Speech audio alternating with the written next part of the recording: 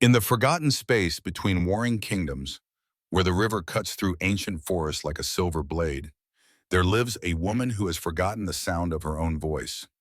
Serena, the last survivor of a slaughtered tribe, has made silence her shield and solitude her armor. For 12 years, she has moved through the wilderness like a ghost, her footsteps lighter than falling leaves, her presence barely disturbing the air around her. She buries her words beneath her tongue each dawn, swallows them back each night. The wild spirit inside her, once free and untamed, now sleeps in chains of her own making. To call out is to be found, to sing is to be hunted, to speak is to die. The river speaks in whispers at dawn. This is Serena's favorite time, when mist clings to the water's surface like reluctant ghosts, when the world holds its breath between darkness and light. She crouches at the bank, her reflection rippling back at her from the clear surface, wild amber eyes, sun-bronzed skin, and hair that has grown past her waist in tangled chestnut waves. 12 years in the wilderness has stripped away any softness that might have once existed in her face, leaving behind sharp angles and watchful eyes. She dips her hands into the cold water, letting it run through her fingers. The sensation anchors her to the present, as it has done every morning since she found this hidden place between the forgotten kingdoms.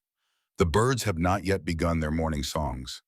In this suspended moment, Serena allows herself to breathe deeply, filling her lungs with the scent of wet earth and pine.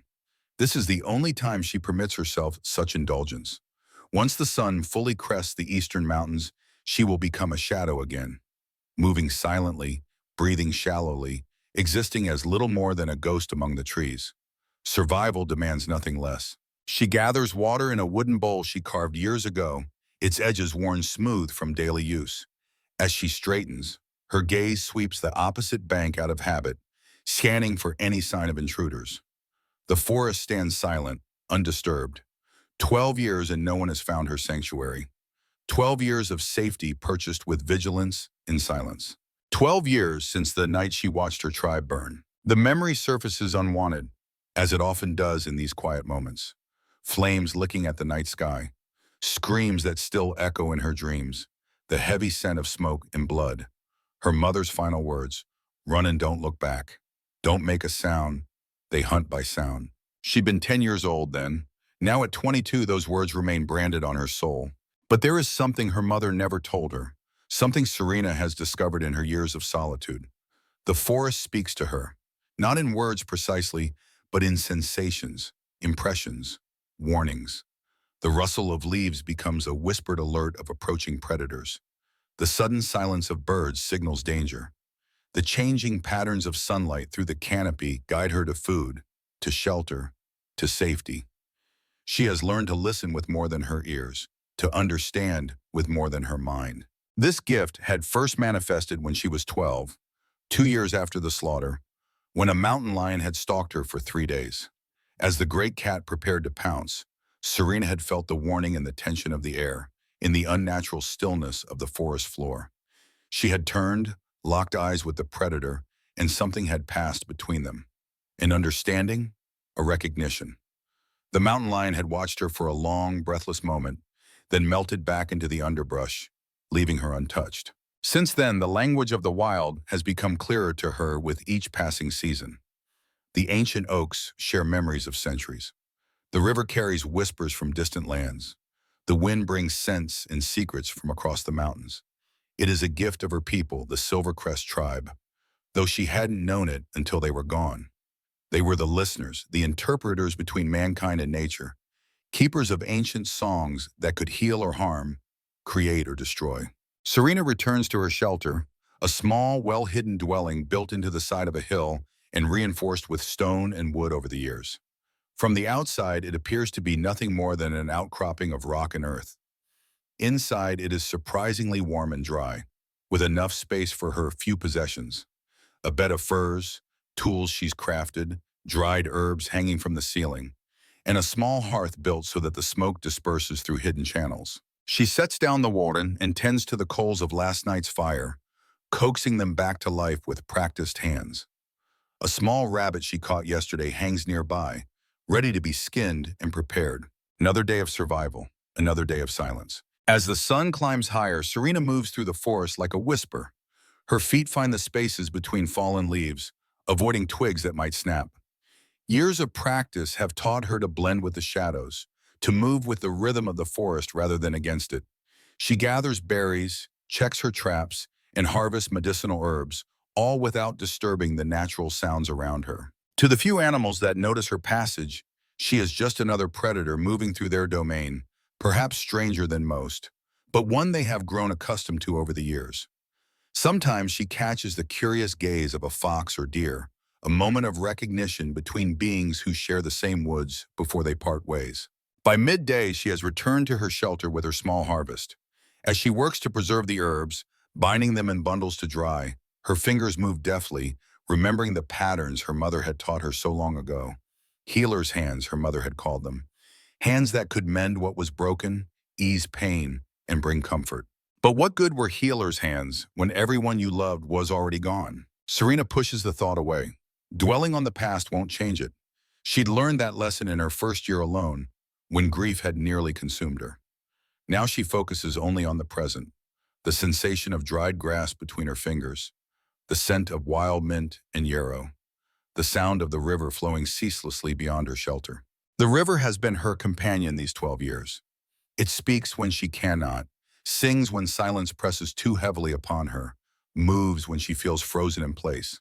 Sometimes in the deepest part of night, when even the owls rest, Serena sits by its banks and imagines it carries her thoughts away, out to the sea and beyond, to places she will never see. Far to the west, in a fortress carved from the mountainside, a different kind of silence reigns. The throne room of Ironridge stands empty, save for one man. Nathaniel Blackthorn, known to his people simply as Nate, the Alpha King of the Western Territories, stands before a massive stone table, studying the map spread across its surface. Golden afternoon light slants through high windows, illuminating the deep lines etched into his face, the silver threading through his dark hair. At 40, Nate has ruled for 15 years, ascending to the throne after his father's death in the last Great War. Those years have hardened him, shaped him into a leader both feared and respected throughout the three territories. His reputation for fairness is matched only by his reputation for ruthlessness when crossed. The reports from the eastern border are troubling, Your Majesty. The voice comes from General Draven, his most trusted military advisor, who enters the chamber with purposeful strides. Victor's forces have been spotted within 5 miles of Riverbend Village. Nate's jaw tightens, but his voice remains measured when he speaks. Casualties? None yet. Our scouts spotted them before they could engage. Nate nods, his gaze returning to the map, to the delicate line representing the river that divides his territory from that of Victor Frostfang, the cruel lord who rules the eastern kingdom of Frostpeak. For generations, the river has served as a natural boundary between their lands, with the narrow strip of forest along its banks remaining neutral territory, unclaimed by either kingdom. He tests our patience, Nate says, tracing the river's path with his finger, but he will not find us unprepared. There's something else, Draven says, his usual confidence faltering. Magnus requests an audience. He says it's urgent. A flicker of irritation crosses Nate's features. Magnus, the ancient advisor who has served 3 generations of Blackthorn kings, has grown increasingly preoccupied with old legends and prophecies in recent years. While Nate respects the old man's wisdom, the pressing reality of Victor's aggression leaves little time for dusty scrolls and cryptic warnings. Send him in, Nate says. Nevertheless, one does not rule successfully for 15 years by dismissing counsel, however unlikely its source. Magnus enters slowly, leaning heavily on his gnarled staff.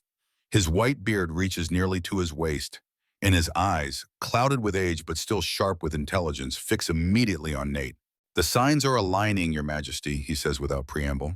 The ancient texts speak of a time when the balance between the territories would be threatened, when ambition would blind a ruler to wisdom. Victor has been ambitious since he took his father's throne, Nate replies, impatience edging his tone. That's hardly a revelation requiring ancient texts. Magnus shakes his head. It's not just Victor's movements that concern me. Last night, the library archives, the oldest scrolls we possess, began to glow. Draven makes a dismissive sound, but Nate silences him with a glance. For all his practicality, Nate has witnessed enough inexplicable phenomena in his years as ruler to avoid dismissing Magnus's concerns outright. And what do these glowing scrolls tell you, he asks, his tone softening slightly. They speak of the song of the forest, Magnus says, his voice dropping to just above a whisper, a power not seen in these lands for generations. When darkness rises from the east, listen for the voice that speaks to river and stone, to root and branch. In that voice lies salvation or destruction. Nate exchanges a glance with Draven, whose expression suggests he believes the old advisor has finally lost his mind. But there's something in Magnus's words that resonates with Nate, stirring a memory he can't quite grasp. These are troubling times, Nate acknowledges, choosing his words carefully. And I value your counsel, Magnus. But Victor's forces are a tangible threat. I need strategies, not riddles. Magnus nods, seemingly unsurprised by the response. Prepare for battle as you must, Your Majesty, but keep your ears open for the song. When it comes, you will know it. With that cryptic remark, he bows and exits the chamber, leaving Nate and Draven alone once more. Old men and their omens, Draven mutters once Magnus is out of earshot. Nate says nothing, returning his attention to the map. Yet something about Magnus's warning lingers in his mind, like the echo of a half-remembered dream. That night, a storm descends upon the forest. Rain falls in sheets, turning the gentle river into a roaring torrent. Serena sits within her shelter, listening to the cacophony of wind and water. Such nights always bring a peculiar mix of comfort and unease. The storm provides cover, making it unlikely anyone would venture into the wilderness. Yet its violence reminds her of how precarious her existence truly is. As lightning illuminates the interior of her dwelling, she works by its fitful light, repairing a tear in her worn leather tunic. The rhythm of the needle through the hide is soothing, a task requiring just enough concentration to quiet her restless mind. A sound cuts through the storm's fury, a cry, high and frightened, barely audible above the thunder. Serena freezes, needle poised mid-stitch. For a moment she wonders if she imagined vomit, if the wind played tricks with her senses. There it comes again, a child's voice, calling for help. Every instinct honed over 12 years of survival screams at her to stay hidden, to remain silent. It could be a trap. It could be hunters using a child as bait. It could be any number of dangers that would end her solitary existence. Yet something else rises within her, something she thought had died the night her tribe burned. Compassion. The voice of the forest itself seems to urge her forward, the sensation like fingers pressing against her spine. Serena sets aside her mending, dons her cloak, and slips out into the storm. Rain immediately soaks through the fabric, plastering her hair to her skull. Lightning forks across the sky, briefly illuminating the flooded landscape. She moves with the storm, using its sounds to mask her own, following the pull of that frightened voice. She finds him clinging to a fallen tree that spans a tributary of the main river, now swollen with rainwater. A boy of perhaps 7 years, his face pale with terror in the lightning flashes. One wrong move, and the current will sweep him away. Approaching cautiously, Serena scans the surroundings for signs of others, for the trap she half expects. But the forest whispers only of the child's fear, of the storm's fury, of the water's hunger. The boy spots her and his eyes widen. "Help me," he pleads, his voice thin with exhaustion and fear. "Please." Serena hesitates only a moment longer before edging out onto the fallen trunk. The wood is slick with rain, treacherous beneath her feet. The raging water below would show no mercy if she fell. Slowly, step by careful step, she makes her way to the boy. When she reaches him, she sees that his leg is trapped between two branches, the skin already torn and bleeding. He won't be able to walk on his own. She'll have to carry him. With careful movements, she frees his leg, wincing at his cry of pain. Then she hoists him onto her back, feeling his small arms wrapped tightly around her neck. His weight is slight, but it unbalances her on the slippery trunk. One misstep would send them both into the churning water. She focuses on each step, on the feel of the bark beneath her feet, on the wind that seems to steady her when she falters. Lightning crashes overhead, momentarily blinding her. In that instant, her foot slips. Serena lurches sideways, a gasp escaping her lips as she fights to regain her balance. The boy clings tighter, his terrified whimper hot against her ear. For one heart-stopping moment, they hang suspended between safety and disaster. Then, as if guided by unseen hands, Serena finds her footing once more. She continues forward, one careful step after another, until at last they reach solid ground. She doesn't stop there, knowing the rising water could soon flood this area as well. With the boy on her back, she makes her way through the storm-lashed forest toward a cave she knows, one positioned high enough to remain dry even in the worst flooding. By the time they reach the cave, both are exhausted and chilled to the bone. Serena sets the boy down gently on the dry stone floor before gathering what materials she can find to start a fire. Luckily, the cave has served as an occasional shelter before, and she finds the small cache of dry wood and tinder she keeps hidden there. Soon, a small fire casts dancing shadows on the cave walls. Serena examines the boy's injured leg in the firelight. The cut is deep, but clean. It will need treatment to prevent infection. "What's your name?" the boy asks, watching her with wary curiosity. Serena doesn't answer. 12 years of silence is not easily broken, even now. "My name is Eli," the boy continues, undeterred by her silence. "I got lost. My father is a trapper. We have a cabin." He gestures vaguely, then winces as Serena begins cleaning his wound with water from her flask. His face contorts with pain, tears welling in his eyes. She needs to distract him while she works, but she has no words to offer, no reassurances to give. The boy begins to cry in earnest now, fear and pain overwhelming him. His sobs echo in the cave, each one driving a spike of empathy through Serena's heart. Without thinking, she reaches out and takes his hand, squeezing it gently. Eli's sobs quiet somewhat, but his face remains twisted in agony as she continues treating the wound. She needs something more powerful than a simple touch to distract him from the pain. And then, for the first time in 12 years, Serena breaks her silence. It begins as a hum so soft it's nearly lost beneath the storm's fury. A simple melody, one her mother sang to her when she was small. The sound feels strange in her throat, rusty from disuse, but it flows more easily with each note. As the melody takes shape, something extraordinary happens. The cave itself seems to amplify her voice, the stones resonating with each note. The air around them grows warmer. The flames of the small fire burn brighter, steadier. Most remarkable of all, the boy's pain visibly eases, his tense muscles relaxing, his tearful eyes growing heavy-lidded. Serena's voice grows stronger, more confident. The melody winds around them like a protective cocoon, shutting out the storm, soothing the boy's fears. Without conscious thought, she weaves healing into the song, an ancient magic she didn't know she possessed until this moment. Under her hands, the wound on Eli's leg begins to change. The bleeding slows, then stops. The ragged edges of the cut draw closer together. The angry red inflammation fades to pink.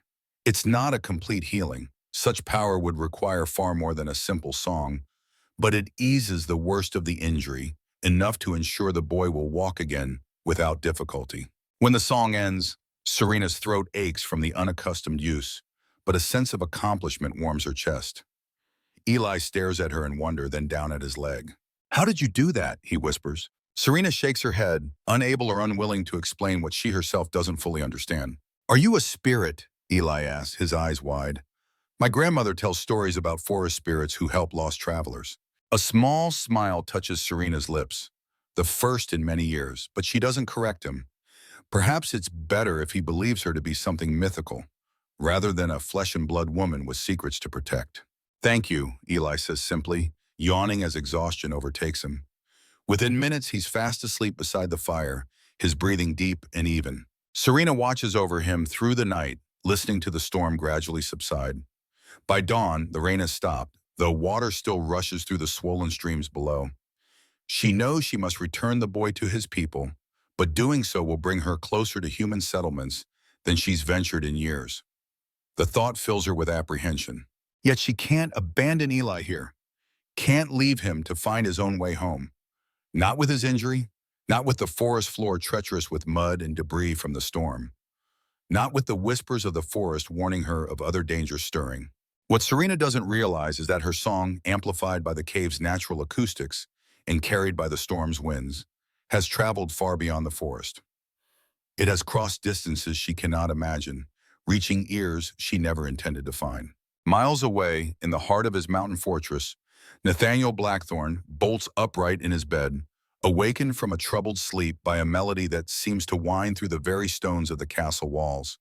The song is faint, almost imperceptible, yet it reverberates through his bones, stirs something ancient in his blood. For a moment, he believes he's still dreaming, But as he listens, the melody becomes clearer, more distinct.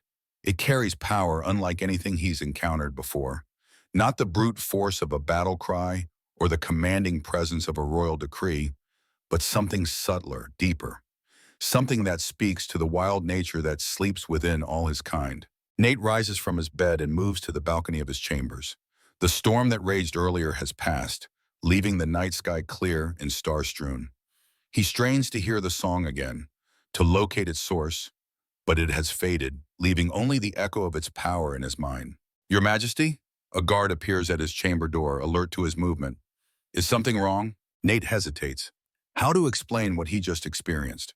How to describe a song that seemed to call to something primal within him, something that recognized its power even as his conscious mind struggled to understand it? "Summon Magnus," he says instead, immediately. The old advisor arrives quickly despite the late hour, as though he's been awaiting the call. His eyes are bright, his usual shuffling gait replaced with purposeful strides. "You heard it," Magnus says before Nate can speak. Not a question, but a statement of fact. Nate nods. "What was it?" "The Song of the Forest," Magnus replies, barely contained excitement coloring his voice. "Just as the prophecy foretold him on." A voice that speaks to river and stone, to root and branch. It felt, Nate searches for the right words, familiar somehow, as though I'd heard it before in a dream perhaps. Magnus's expression grows somber. "Not a dream, Your Majesty. A memory. You've heard this voice before, though you may not recall it consciously. The night of the Silvercrest Massacre." The words hit Nate like a physical blow. The Silvercrest Massacre, a night of bloodshed 12 years ago that still haunts him. He had arrived too late to prevent the slaughter, finding only burning dwellings and slain bodies. His search for survivors had yielded nothing, or so he'd thought. "You believe this singer is a survivor of the Silvercrest tribe?" Nate asks, his voice low with disbelief. "After all these years?" "I believe it is the last Song Mage," Magnus says, "the one we thought lost forever. The one who could turn the tide in the coming conflict." Nate turns away, his mind racing. The Silvercrest tribe had been known for their deep connection to the natural world, their ability to interpret the language of forest and river, mountain and sky. But the Song Mages among them possessed a rare gift still, the power to affect the world through melody, to heal or harm, to protect or destroy. Such power had made them targets. "Victor's forces move closer to the river each day," Magnus continues. "The timing of this song is no coincidence, Your Majesty. It is a sign." "Or a trap," Nate counters, ever the strategist. "Victor could have found a Silvercrest survivor years ago, kept them hidden, trained them to use their power at his command." Magnus shakes his head. "No Song Mage can be forced to use their gift against their will. It's the nature of their magic. It must be freely given to have true power." "Then why reveal themselves now after 12 years of hiding?" "That, Your Majesty, is what you must discover." Nate paces the length of his chamber, weighing options, calculating risks. To venture into the neutral territory between kingdoms in search of the source of one mysterious song is risky at best, foolhardy at worst. Yet if a Song Mage truly lives, if they could be persuaded to ally with Ironridge, "Prepare a small party," he decides finally. "My most trusted guards only. We leave at first light." "You intend to go yourself?" Magnus asks, though his tone suggests he already knows the answer. "Some tasks cannot be delegated," Nate replies. The weight of the crown has taught him that lesson well over the years. If this singer is real, if they possess even half the power the old stories claim, I must see for myself. What Nate doesn't say, what he barely admits even to himself, is that the song awakens something in him that goes beyond strategic advantage or prophetic fulfillment. It stirred memories long buried, emotions long suppressed. For a brief moment, listening to that distant melody, he had felt something he hadn't experienced in years. Hope. Dawn breaks clear and bright after the storm, the forest renewed by rain, gleaming with droplets that catch the early light like countless tiny stars. Serena wakes from a light doze to find Eli already awake, examining his injured leg with fascination. "It doesn't hurt anymore," he tells her, wonder in his voice. "You really are magic." Serena manages a small smile but says nothing. The previous night's song has broken her 12-year silence, but she's not ready to embrace speech again. Not yet, perhaps not ever. She gestures for Eli to follow her out of the cave. The boy stands carefully, testing his weight on the injured leg. He limps slightly but can walk without assistance. Together they make their way down to where the forest floor is still soggy from the rain, but no longer flooded. Serena pauses, listening to the forest's morning chorus. Birds call to one another. Small creatures rustle in the underbrush. The river continues its eternal journey. But beneath these familiar sounds, she detects something else. A tension, a warning. Something approaches. She signals for Eli to stay quiet and still, her body alert to potential danger. The boy, sensing her wariness, freezes beside her. For several long moments, they remain motionless, two figures barely distinguishable from the forest around them. Then Serena hears it, the unmistakable sound of men moving through the woods. Many men trying to be quiet but betrayed by the occasional snap of a twig, the soft clink of metal against metal. Her first instinct is to flee, to grab Eli and disappear deeper into the forest. But something tells her these aren't random hunters or travelers. They move with too much purpose, too much precision. They're searching for something, or someone. A flicker of movement catches her eye, a splash of color out of place among the greens and browns of the forest. A crimson cloak, partially concealed behind a stand of pine trees. The insignia of Frostpeak, the Eastern Kingdom. Cold fear washes through Serena. Victor Frostfang's men have crossed the river into neutral territory. But why? What could they be seeking here? With a sinking heart, she realizes the answer. Her song.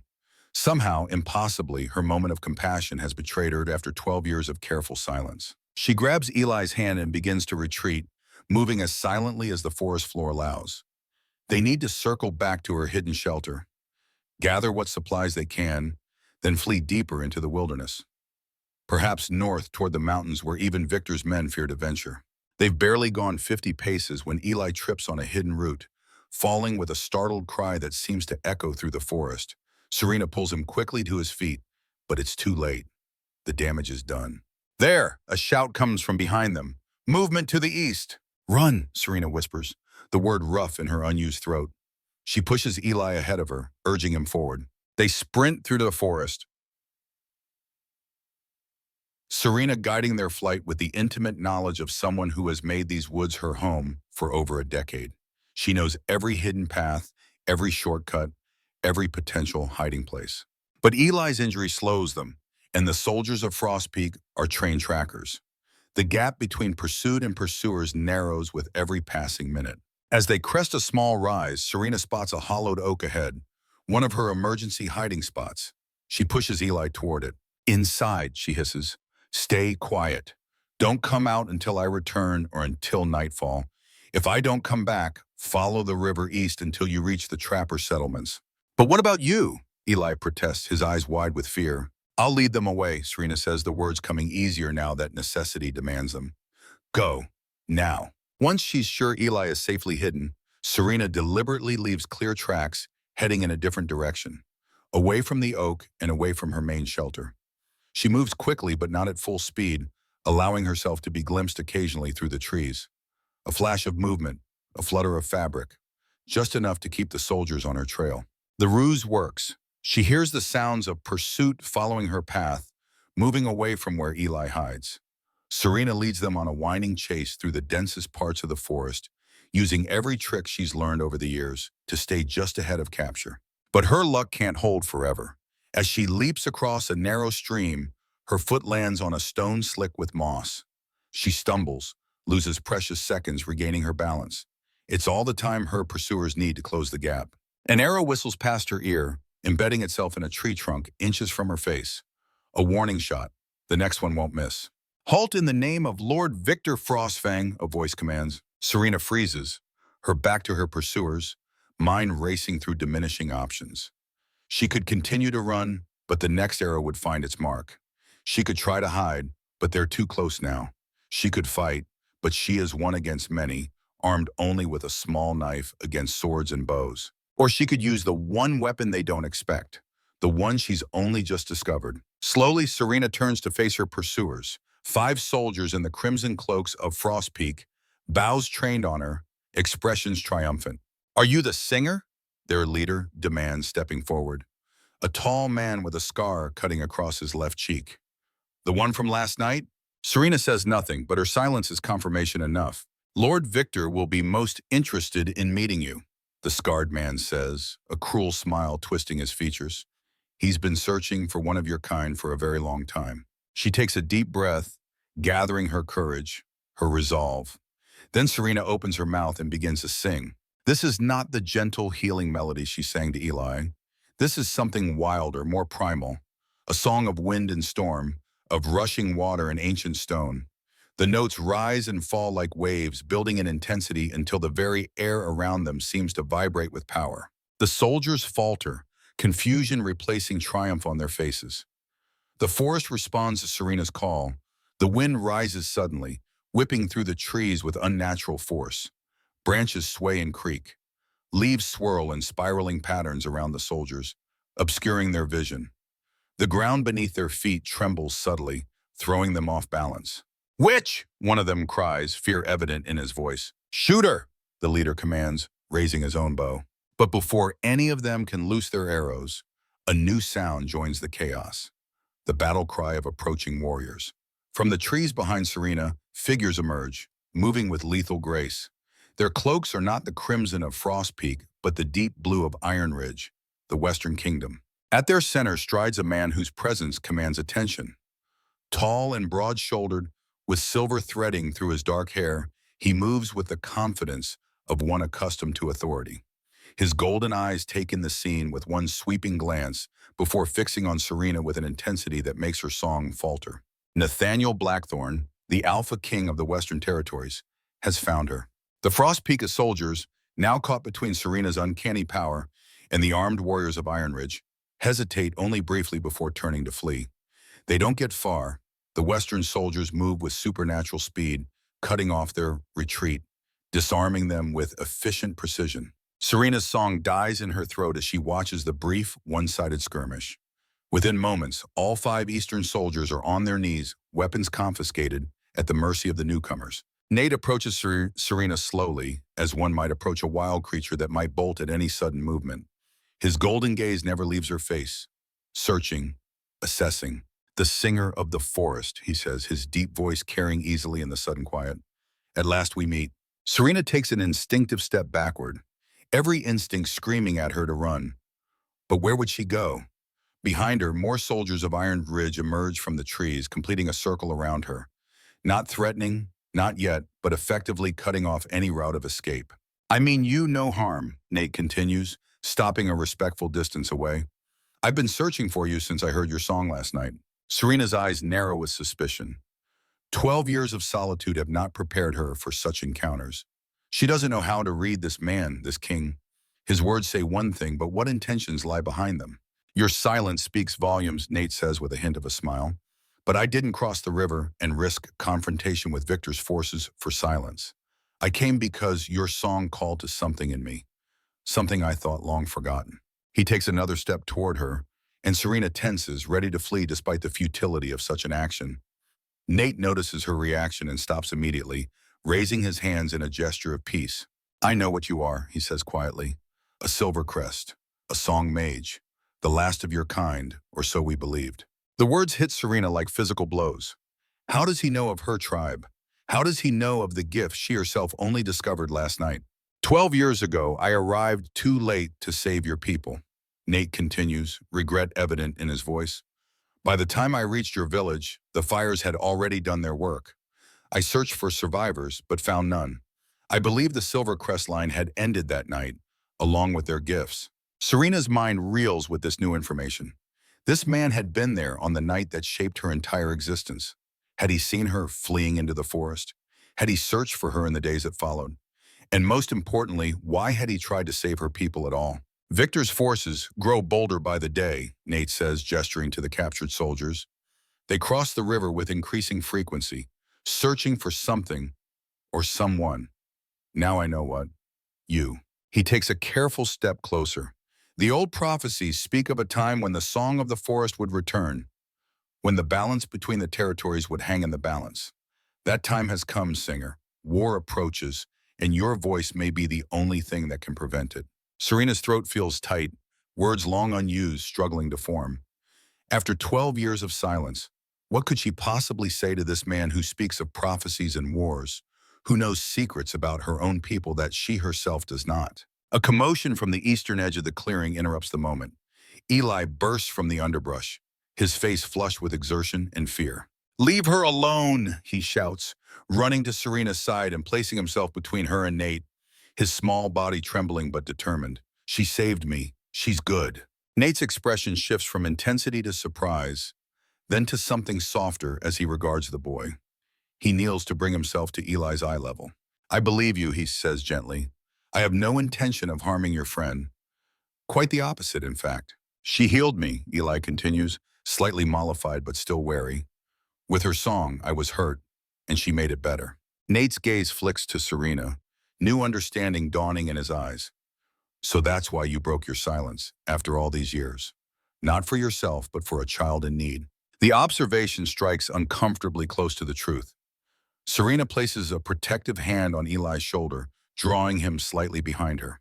She may not have words to offer, but her actions speak clearly enough. The boy is under her protection. "Your loyalty does you credit," Nate says, rising to his full height once more. "Both of you. But these woods are no longer safe. Victor knows you're here now. He'll send more men, better prepared next time. The river won't protect you anymore." As if to emphasize his point, one of his soldiers approaches, bowing respectfully. "Your Majesty, scouts report more Frostpeak forces crossing the river 2 miles south. A larger contingent this time, at least 20 strong." Nate's expression hardens. "We're outnumbered. We need to move." He turns back to Serena. "Come with us to Ironridge. I offer you sanctuary protection. In return, ask only that you listen to what I have to say about your people, about your gift, about the role you might play in what's to come." "And if she doesn't want to go?" Eli demands, still playing the protective guardian despite his size. "Then we escort both of you safely to wherever you wish to go," Nate replies without hesitation. "You have my word as Alpha King, but I urge you to consider my offer. There are things you need to know, Singer. Things about your past and your future." Serena studies him, searching for deceit, for hidden motives. She finds none, though that doesn't mean they don't exist. Kings are skilled at concealing their true intentions. Yet what choice does she have? Victor's men will return, as Nate says. Her sanctuary is compromised. And there's Eli to consider now, too. She can't abandon him, nor can she drag him deeper into the wilderness. More than that, something about Nate's words resonates with a hunger she's carried for 12 years. A hunger for knowledge about her people, about her gift, about who and what she truly is. After a long moment, Serena nods once, a single decisive movement. She will go with him, at least for now, at least until she learns what he knows. "A wise decision," Nate says, relief evident in his voice. He turns to his soldiers. "Prepare to move out. Standard protective formation. Priority is the Singer and the boy." As his men snap to attention, Nate offers Serena a formal bow, the gesture of one equal to another, not of a king to a subject. "Ironridge welcomes you, Song Mage of the Silver Crest. May your voice bring harmony to our troubled lands." Serena doesn't bow in return, nor does she offer any acknowledgement beyond a level gaze. She has agreed to accompany him, not to serve him. That distinction is important to her, and from the subtle nod Nate gives in response, he understands it too. What neither of them realizes, as they prepare to journey west toward Ironridge, is that they are observed by unseen eyes. High in a nearby tree, concealed among the foliage, a figure in a hooded cloak watches the scene unfold.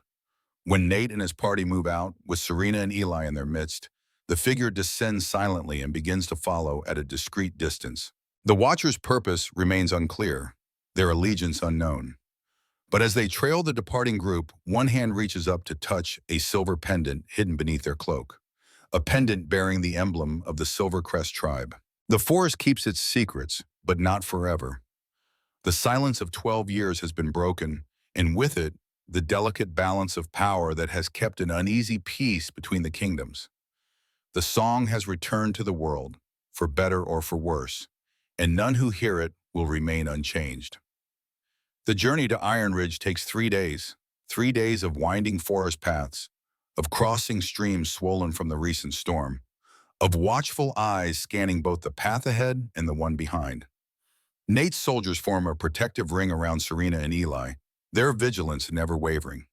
Scouts range ahead and to the sides, ensuring no ambush awaits them. The king himself often walks beside Serena, though he respects her continued silence, offering information but demanding no response. Victor's aggression has increased over the past year, he tells her, as they navigate a particularly treacherous section of trail. Small incursions at first, easily dismissed as the actions of overzealous commanders. Then larger forces, like the one we encountered. He tests our borders, our resolve. Serena listens without comment, absorbing the information, filing it away. The politics of kingdoms mean little to her after 12 years in the wilderness, yet she understands the threat they represent. War between Ironridge and Frostpeak would tear apart the neutral forest she calls home. No sanctuary would remain untouched. Eli, by contrast, has adapted quickly to their new circumstances. The boy trots alongside the soldiers, peppering them with questions about their weapons, their training, their lives in the great stone fortress of Ironridge. His natural exuberance, temporarily dimmed by his ordeal in the storm, has returned in full force. By the end of the first day, he has charmed even the most stoic of Nate's guards. "You've done well with him," Nate observes that evening as they make camp in a small clearing. Eli sleeps nearby, exhausted from the day's journey. Most children would be traumatized after such an experience. He seems remarkably resilient. Serena glances at the sleeping boy, a complicated mix of emotions crossing her features. She didn't set out to be anyone's protector. Her solitary existence had no room for such attachments. Yet here she is, responsible for this child's well-being until they can return him to his family. "We'll find his father," Nate says, correctly interpreting her concern. "The trapper settlements aren't far from our path. Once we know you're safely within Ironridge's walls, I'll send men to search for the boy's family." Serena nods, grateful for this small kindness, though wariness remains. Kings rarely act without purpose, without calculation. What does Nathaniel Blackthorn truly want from her? As if sensing her thoughts, Nate speaks again, his voice low enough that only she can hear. "I understand your suspicion. In your position, I would feel the same. 12 years of solitude, of survival against all odds, only to be discovered by not one king but two? I don't expect your trust, Serena of the Silver Crest, but I do hope to earn it in time." The use of her name startles her. She hasn't heard it spoken aloud since the night her village burned. "How does he know it?" "Magnus, my advisor, knew your parents," Nate explains, noting her reaction. "He recognized your description immediately. You have your mother's eyes," he says. The mention of her mother sends a sharp pain through Serena's chest. Memories surface that she has long suppressed. Gentle hands braiding her hair, a warm voice teaching her the old songs, eyes the same amber as her own crinkling with laughter. She turns away, unwilling to let Nate see how deeply his words have affected her. "I'm sorry," he says quietly. "I didn't mean to cause you pain." Serena remains facing away, her shoulders rigid. After a moment, she hears Nate sigh and move away, giving her the space she needs. Only then does she allow a single tear to track down her cheek, quickly wiped away. 12 years of practiced stoicism don't crumble so easily, even under the weight of unexpected kindness. That night, Serena dreams of fire and song, of hands reaching for her through smoke, of a silver pendant slipping from her mother's fingers into her own small palm. She wakes before dawn, heart racing, the phantom scent of ash in her nostrils. Beside her, Eli sleeps peacefully, untroubled by memories or prophecies. The second day brings them to the edge of the dense forest and into the rolling foothills that mark the approach to Ironridge. The landscape opens up, offering sweeping views of the territory that stretches before them. In the far distance, barely visible through the morning haze, rises the mountain fortress that is their destination. "My grandfather built it," Nate says, following her gaze. Or rather, he expanded what was already there. The original fortress is ancient, carved directly into the mountain face by the first ones, or so the legends claim. Serena studies the distant structure with new interest. Even from here, she can see how it seems to grow organically from the mountainside, as though the stone itself had decided to form walls and towers. It's beautiful in a severe, imposing way, so different from the simple wooden dwellings of her childhood village. They make better time on the open ground, though Nate insists they maintain their vigilant guard formation. "We're still within striking distance of the border," he explains, "and Victor has spies everywhere." By midday, they've reached a small settlement nestled at the foot of a gentle hill. Smoke rises from stone chimneys, and the sounds of everyday life, children laughing, Hammers striking anvils, animals lowing in pens, drift toward them on the breeze. Normal sounds, human sounds, that Serena has not heard in 12 years. She stops abruptly, overwhelmed by the sensory assault. Her breathing quickens. The wilderness has its own noise, its own rhythm, but nothing like this cacophony of human existence. After so long alone, the prospect of entering this busy settlement fills her with dread. Nate notices her distress immediately. With a raised hand, he halts the party. "We'll go around," he decides. "Take the eastern path through the orchards." His captain frowns. "It's longer by nearly an hour, Your Majesty." "Nevertheless," Nate replies with a finality that brooks no argument. His eyes meet Serena's briefly, and in them she sees understanding. No explanation is required. He simply accepts her limitation and adjusts accordingly. This small act of consideration affects Serena more deeply than she would have expected. She's accustomed to navigating the world alone, to having her needs and boundaries acknowledged by no one. To have them recognized and respected without question by this man, this king, is disorienting. They skirt the settlement as promised, taking a quieter path through apple orchards where the trees are heavy with early fruit. Here, Serena breathes more easily. Trees she understands, regardless of whether they grow wild or in orderly rows. Their energy is familiar, comforting. Eli runs ahead, unable to resist the temptation of the low-hanging apples. One of the guards moves to stop him, but Nate waves the man back. "Let him enjoy this small freedom," he says. "There will be time enough for caution later." As they pass through the orchard, something catches Serena's attention. A tension in the air, a wrongness she can't immediately identify. She stops, head tilted slightly, listening not with her ears but with that other sense that has kept her alive all these years. The trees are trying to tell her something. Nate notices her stillness and circles back. "What is it?" he asks, his voice dropping to match her silence. Serena scans the seemingly peaceful orchard, her amber eyes narrowing as she focuses. There, a subtle movement among the trees about 50 yards ahead. Not the natural sway of branches in the breeze, but the calculated stillness of someone trying very hard not to be seen. She points, a quick, decisive gesture. Nate follows her indication, his own heightened senses now alert to the danger. With hand signals, he silently deploys his guards into a defensive formation. Eli is quickly ushered back to the center of the group, confusion clear on his young face. For several tense moments, nothing happens. The orchard remains peaceful, the only sounds the rustle of leaves and the occasional call of a bird. Then, without warning, figures burst from concealment among the trees, at least a dozen men in the unmistakable crimson cloaks of Frostpeak. "Ambush!" Nate's captain shouts, drawing a sword. "Protect the king! Protect the singer!" The clash of steel against steel fills the air as the two forces collide. Nate draws his own weapon, a magnificent blade that seems to capture and refract the sunlight. "Stay close," he orders Serena, positioning himself between her and the nearest attackers. But these are not ordinary soldiers. As the fighting intensifies, their movements become unnaturally fast, their strength clearly beyond human. One of them takes a sword thrust to the shoulder that should have disabled him, yet he continues fighting as though barely wounded. "Berserkers," Nate growls, his face grim. "Victor's elite guard, they're enhanced with blood magic." Serena watches in horror as two of Nate's men fall beneath the onslaught. Despite their skill, despite their own supernatural abilities, they're outnumbered and caught by surprise. The circle of protection around her and Eli shrinks as more guards engage in the increasingly desperate battle. A Frostpeak berserker breaks through the defensive line, charging directly at Serena with inhuman speed, blade raised for a killing stroke. Nate intercepts the attack at the last possible moment, his sword meeting the berserkers with a sound like thunder. The impact sends shockwaves through the air, and for a brief instant, Serena glimpses something extraordinary. Nate's eyes glowing with golden light, his features sharpening into something more wolf than man. The moment passes quickly as the two combatants separate, circling each other with lethal intent. The berserker's face contorts into a snarl, revealing teeth filed to points. "The king himself," he hisses. "Lord Victor will reward me handsomely for your head." "You'll have to take it first," Nate replies, his voice deep into a growl.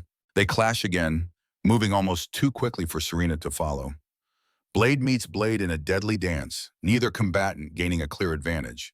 But Serena can see that Nate fights with precision and control, while the berserker's movements, though powerful, contain a frenetic quality, an instability that speaks of the blood magic warping his nature. Around them, the battle continues to favor the attackers. More of Nate's guards fall, while the berserkers, even when wounded, continue to fight with undiminished ferocity. Eli clings to Serena's side, his earlier bravado replaced by very real terror. Serena realizes they cannot win this fight conventionally, not against enemies enhanced by forbidden magic, not when outnumbered and ambushed. A desperate plan forms in her mind, one that requires her to break her silence once again, to use the gift she's only just beginning to understand. She draws a deep breath, centers herself, and begins to sing.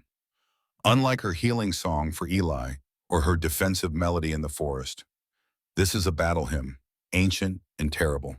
The notes rise from deep in her chest, raw with power, imbued with the very essence of the land around them. It speaks of roots tearing through soil, of stone resisting time, of the unstoppable force of nature reclaiming what is hers. The effect is immediate and profound. The earth beneath the berserker's feet begins to shift and buckle. Tree roots burst from the ground, wrapping around ankles and wrists, immobilizing Victor's elite soldiers one by one. The more they struggle, the tighter the roots grip, until even their enhanced strength cannot break free. Nate's remaining guards stare in amazement as their enemies are systematically neutralized. The battle sounds fade, replaced by the berserker's frustrated roars and the haunting melody of Serena's song. The lead berserker, still engaged with Nate, breaks away to charge at Serena, recognizing the source of this unexpected attack. "Silence the witch!" he screams, blade aimed at her throat. Without hesitation, without conscious thought, Nate moves.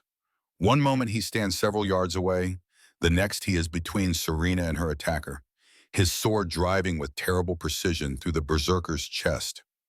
The enhanced soldier's momentum carries him forward onto the blade, his eyes wide with shock as the life leaves them.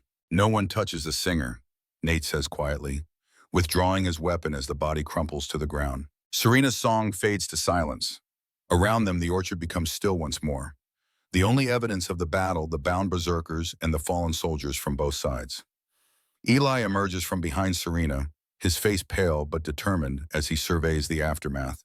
"Are they dead?" he whispers, looking at the immobilized berserkers.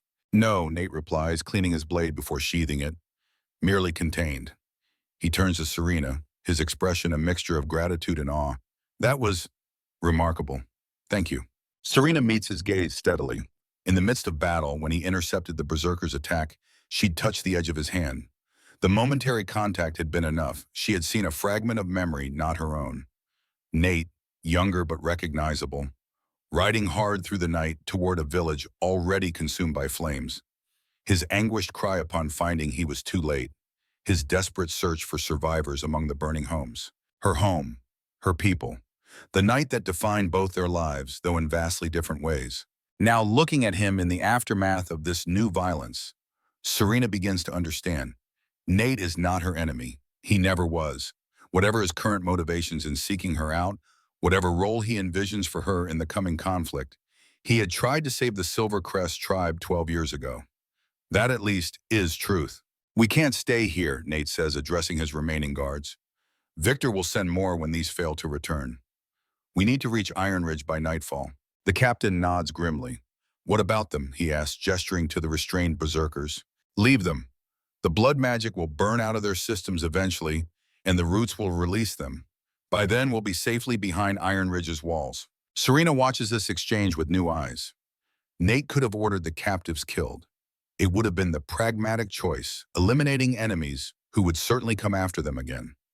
Yet he chooses mercy, even knowing the tactical disadvantage it creates. The party moves out quickly, leaving the orchard battlefield behind. They travel at an increased pace now, all too aware that more of Victor's forces could be nearby.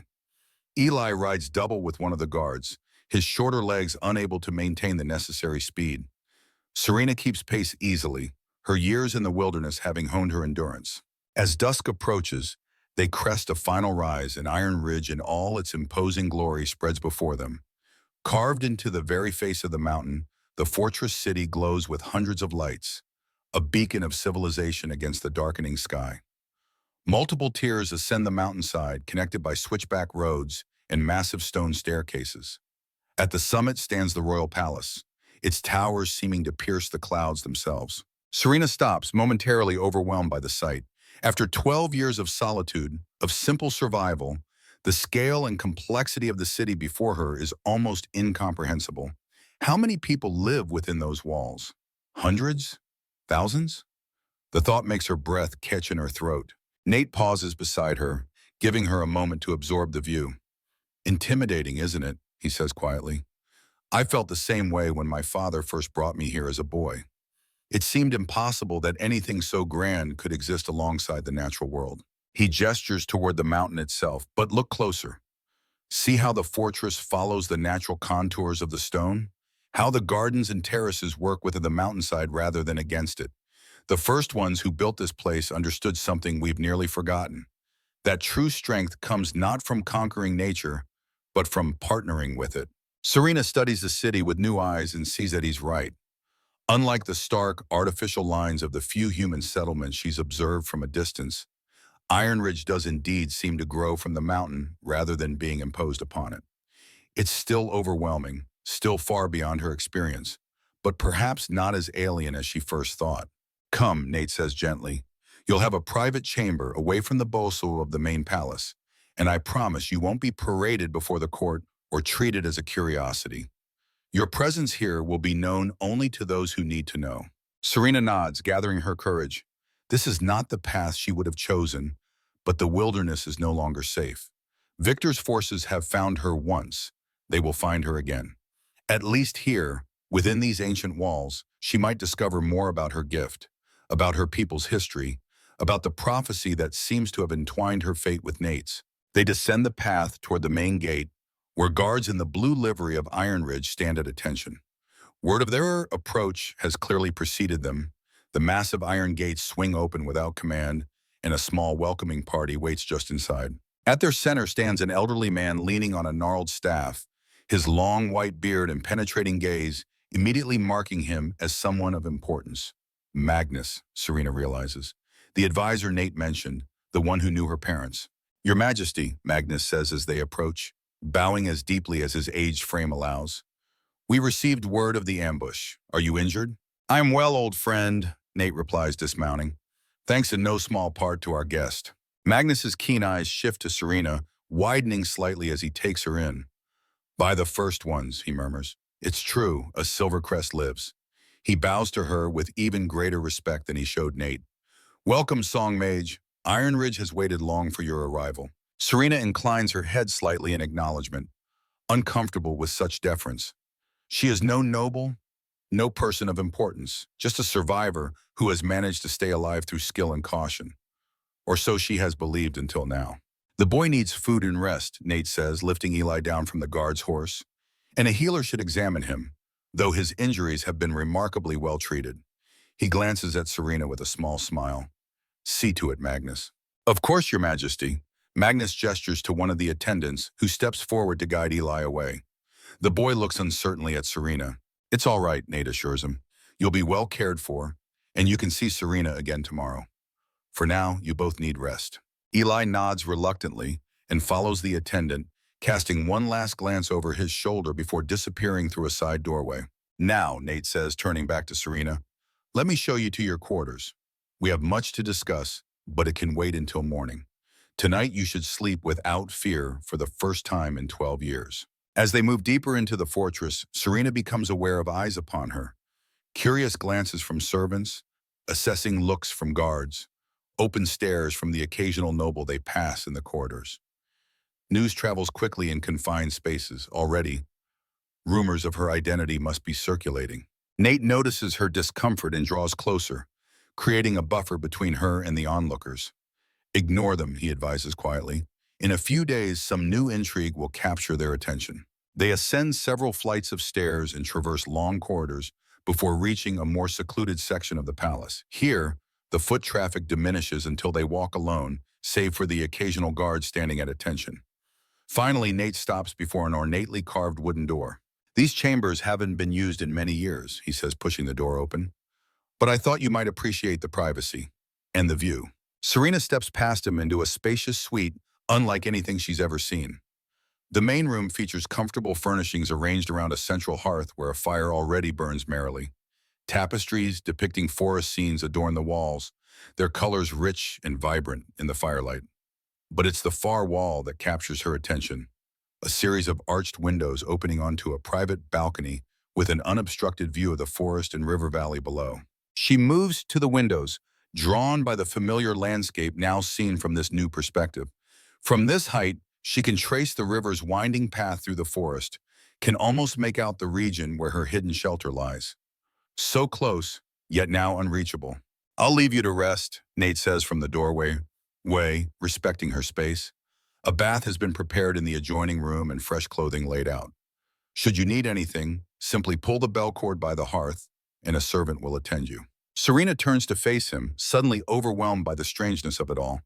After 12 years of complete self-reliance, the concept of servants, of bell cords, of prepared baths is utterly foreign. Nate seems to read the confusion in her expression. "It's a lot to take in, I know," he says gently. "Take whatever time you need to adjust. No one will disturb you unless you wish it." He hesitates, then adds, "I meant what I said in the forest, Serena. You are not a prisoner here. If, after you've heard what Magnus and I have to tell you, you still wish to leave, I will personally escort you wherever you wish to go. You have my word." With a respectful nod, he withdraws, closing the door softly behind him. Only then does Serena release the breath she hadn't realized she was holding. She is alone again, though in surroundings so different from her forest sanctuary that they might as well be another world entirely. The bath calls to her, the concept of hot water a luxury she has rarely experienced since childhood. Tentatively, she explores the adjoining chamber, finding a copper tub filled with steaming, scented water. Clean towels lie nearby, along with soaps and oils, whose fragrance reminds her of summer meadows. Serena undresses slowly, her movements cautious as though expecting some trap. But there is only the bath, only the simple pleasure of sinking into water hot enough to turn her skin pink, to loosen muscles knotted from years of vigilance. She closes her eyes, allowing herself this one indulgence. Later, wrapped in soft fabric that bears little resemblance to the rough spun tunics she's accustomed to, Serena stands on the balcony, watching night claim the valley below. Lights twinkle in distant settlements, pinpricks of human existence against the vast darkness. The air is cooler at this elevation, carrying the scent of pine and distant snow from the mountain peaks. For the first time in 12 years, Serena allows herself to consider a future beyond mere survival. What if she stayed here, learned to use her gift properly? What if she could discover the truth about her people, about why they were targeted, about what role she might play in preventing more bloodshed? But trust does not come easily after so long alone. Nate seems honorable, seems sincere in his offer of protection without imprisonment. Yet he is still a king, with a king's responsibilities and priorities. If her abilities could help secure his kingdom against Victor's aggression, would he hesitate to use her as a weapon? These questions circling in her mind, Serena eventually retires to a bed softer than anything she remembers from her childhood, let alone her years in the wilderness. Despite her racing thoughts, exhaustion claims her quickly, dragging her into a deep slumber, free from the usual half-wakefulness of someone accustomed to danger. She dreams again of fire and song, but this time a new element enters the familiar nightmare, a pair of golden eyes watching her through the flames, neither threatening nor comforting, simply observing, waiting. Morning arrives with gentle persistence, sunlight filtering through the windows to touch Serena's face. For a moment upon waking, disorientation grips her, the soft bed, the stone walls, the absence of forest sounds all conspire to confuse her sleep-addled mind. Then memory returns, bringing with it the realization of where she is and why. A light knock at the door draws her attention. Rising, she wraps herself in a robe left thoughtfully by the bedside and approaches cautiously. "Song Mage?" comes Magnus's voice from the corridor. "The king requests your presence in the council chamber when you are ready. I am here to escort you." Here too, Serena opens the door to find the elderly advisor waiting patiently, his kind eyes crinkling at the corners when he sees her. "I trust you slept well? It must be quite an adjustment after so long in the wilderness." Serena nods, unwilling to break her silence despite the events of yesterday. The less she speaks, the less vulnerable she feels, a habit 12 years in the making. "I brought proper clothing," Magnus continues, gesturing to a female attendant standing quietly behind him. The young woman holds folded garments of deep green and soft brown, simple in design but clearly of fine quality. These should fit well enough for now. More can be tailored to your measurements in the coming days, if you choose to stay with us. If, the word catches Serena's attention. Not when, but if. It's a small courtesy, this acknowledgement of her agency, but it matters. She accepts the clothing with a nod of thanks, closing the door to change in privacy. The garments are indeed a good approximation of her size. A tunic of soft linen, the color of forest shadows, leggings of supple brown leather, and boots that lace up past her ankles. Practical clothing, not the finery she had half expected to be forced upon her. Another small courtesy that does not go unnoticed. When she emerges, Magnus nods approvingly. "You look very much like your mother," he says, his voice softening with memory. She too preferred garments that allowed freedom of movement, much to the court lady's dismay. Serena's breath catches at this casual mention of her mother. How much does this man know about her family, about her heritage? The questions must show in her eyes, for Magnus smiles gently. "All will be explained soon," he promises. "The king and I have much to share with you. But first, I believe there's someone who has been anxiously awaiting your appearance." As if on cue, running footsteps sound in the corridor, and Eli appears, his face bright with excitement. "Serena, you're awake!" He skids to a stop before her, bouncing on his toes. "They gave me my own room and hot chocolate for breakfast and showed me where the stables are and said I could visit the horses later if I wanted to." The boy's enthusiasm brings a small smile to Serena's lips despite her reservations. His resilience continues to amaze her. How quickly he adapts to these new circumstances. How readily he accepts the kindnesses offered. "Young Eli will be well cared for while we meet with the king," Magnus assures her. "One of the royal tutors has offered to show him the library and perhaps begin some basic lessons," as he expressed interest in learning to read. Eli nods vigorously. "Will you come find me after your meeting?" he asks Serena. "I want to show you the horses." Serena touches his shoulder gently, a silent promise to seek him out later. With a final beaming smile, Eli dashes off, following an attendant who struggles to match his enthusiastic pace. "He's taken quite a shine to you," Magnus observes as they begin their journey through the palace corridors. Children often recognize true character more readily than adults, unhindered as they are by prejudice and politics. Serena considers this as they walk deeper into the palace. The morning sunlight streams through high windows, illuminating corridors of polished stone and intricate tapestries. Guards stand at attention at regular intervals, bowing respectfully as they pass. Unlike the previous evening, they encounter few others, deliberately timed, Serena suspects, to minimize her exposure to curious eyes. They descend a spiral staircase into what must be one of the oldest sections of the fortress. Here, the walls are rougher, the ceiling lower, the air cooler. Magnus leads her to a heavy oak door reinforced with iron bands, before which two guards stand at alert attention. "The council chamber," Magnus explains, "one of the few places in the palace where absolute privacy is guaranteed. No servants, no unexpected interruptions." The guards open the door at Magnus's approach, revealing a circular room dominated by a massive round table carved from a single piece of ancient oak. The walls are lined with shelves containing scrolls and leather-bound books, interrupted only by narrow windows that admit thin shafts of sunlight. The air smells of parchment, ink, and the distinctive tang of old magic, a scent Serena recognizes from her earliest childhood memories. Nate stands as they enter, his tall frame silhouetted against one of the windows. He wears simpler attire than the previous day, a tunic of deep blue over black leggings, his only ornament, a silver circlet resting on his dark hair. The crown of the Alpha King, Serena realizes, though far less ostentatious than she would have expected. "Thank you for coming," he says, gesturing to the table where maps and ancient scrolls are spread out. "Please be seated." Serena takes the offered chair, noting that it places her directly across from Nate rather than at a subordinate position along the table's edge. Another subtle acknowledgement of equality, or at least of importance. "Before we begin," Nate says, his expression solemn, "I want to thank you again for your actions during the ambush. You saved lives yesterday, mine included. Ironridge is in your debt." Serena acknowledges this with a slight nod, but makes no move to speak. She remains watchful, waiting to understand what they truly want from her. Magnus takes a seat to Nate's right, arranging his robes with careful movements.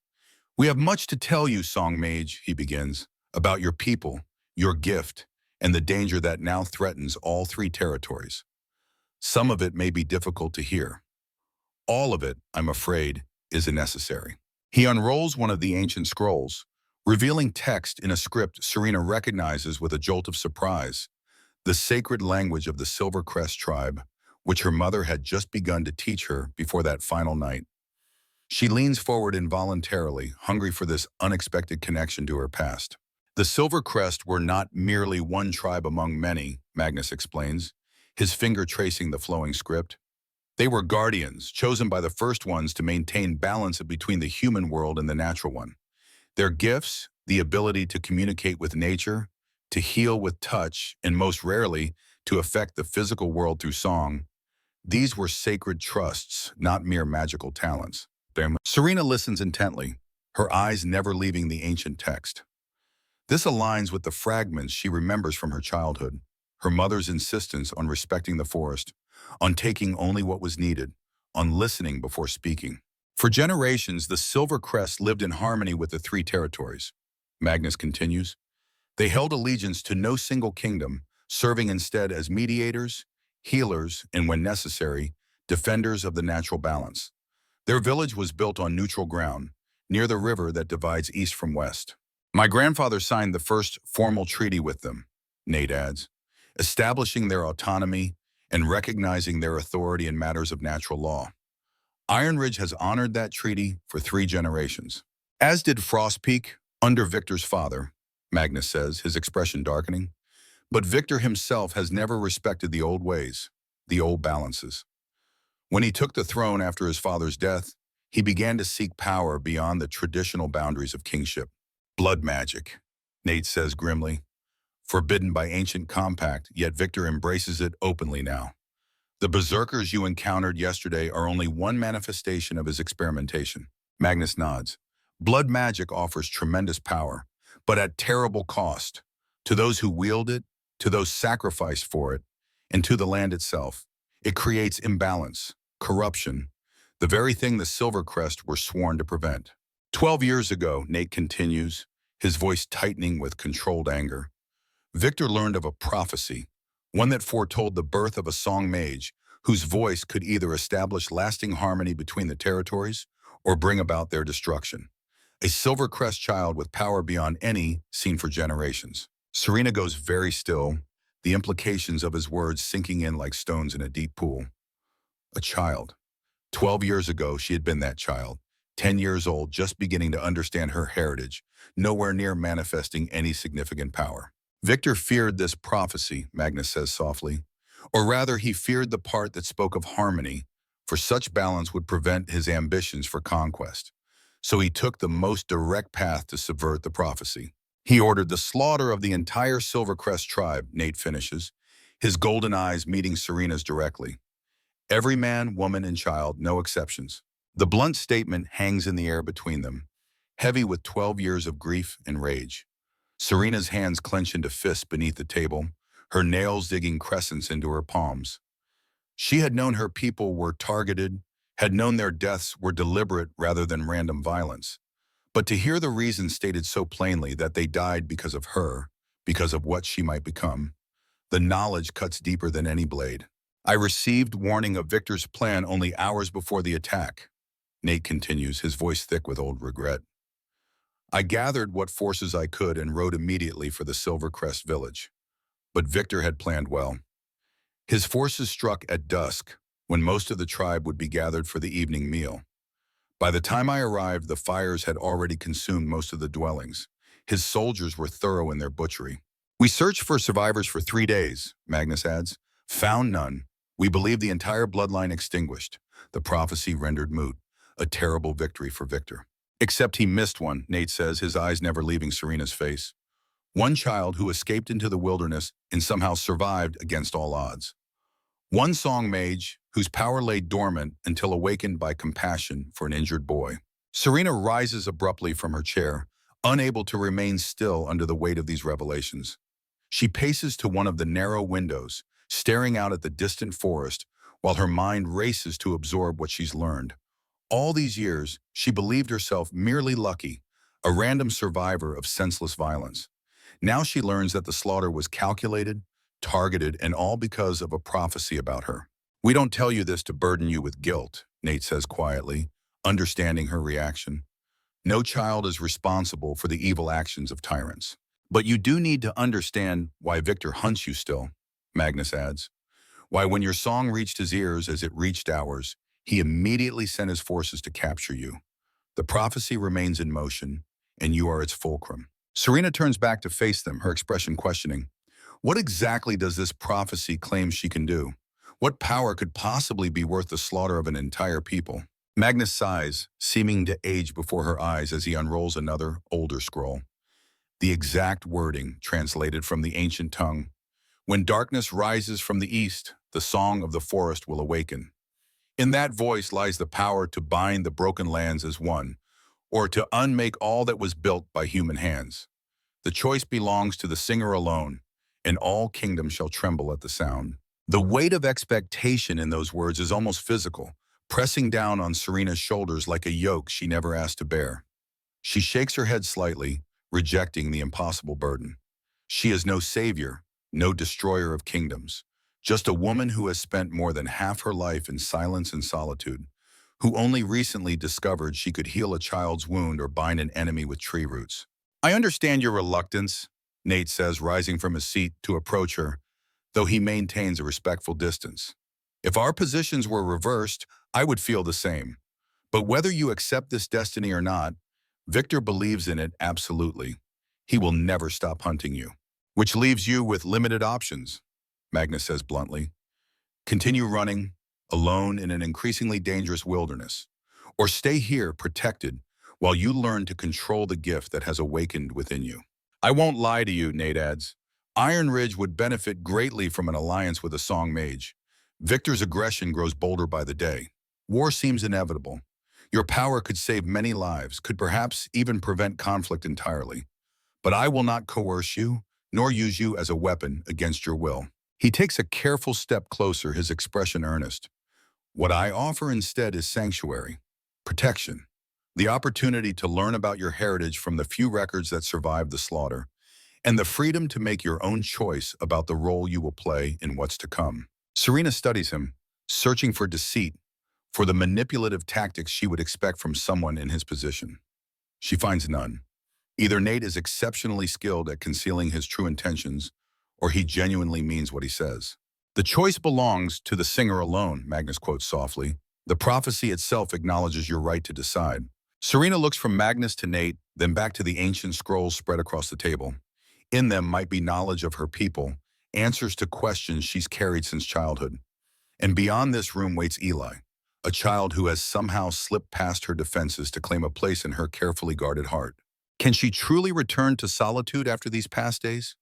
Can she abandon the boy to strangers, however kind? Can she turn her back on the chance to learn about her heritage, to understand the gift that has awakened within her? And if war truly comes, can she stand aside knowing her power might prevent bloodshed? 12 years she has lived for herself alone, focused solely on survival. Perhaps it is time to live for something more. Slowly, deliberately, Serena returns to the table and seats herself once more. She meets Nate's gaze directly, and for the first time since entering Ironridge, she speaks. "Teach me," she says, her voice rough from disuse but carrying the unmistakable resonance of power. "Teach me everything." Nate's expression shifts from surprise to solemn understanding to something approaching joy. "It will be my honor," he replies, resuming his own seat across from her. "Where would you like to begin?" Before Serena can answer, a commotion erupts outside the chamber door. Raised voices, the sound of running feet, then an insistent pounding on the heavy oak. "Your Majesty," calls a guard's voice, urgent and strained. "Forgive the interruption, but you're needed immediately. Frostpeak forces have crossed the river in force. Lord Victor leads them personally." Nate rises swiftly, his expression hardening from ally to warrior in an instant. "How many?" he demands as the guards swing the door open. The messenger bows hastily. "Hundreds, Your Majesty. Perhaps 1,000. They fly the war banner." "Assemble the war council," Nate orders. "Alert the border garrisons. Begin evacuating the outlying settlements." He turns to Magnus. "It seems Victor has decided to force our hand." Magnus nods grimly. "I will see to the city's defenses." And the singer? The messenger asks, eyeing Serena with undisguised curiosity. Nate glances at her, his expression softening momentarily. The Song Mage will decide her own role in the coming conflict. For now, ensure her safety and that of the boy Eli. They are under my personal protection. As the room erupts into controlled chaos, officers and advisors streaming in with reports and questions, Serena remains seated, watching the transformation of Sanctuary into War Room. The choice she has just made, to stay, to learn, to possibly help, has immediately become more complicated, more urgent. Across the table, through the press of bodies now surrounding him, Nate catches her eye once more. In his golden gaze, she sees not demand, not expectation, but a simple question. Will you stand with us?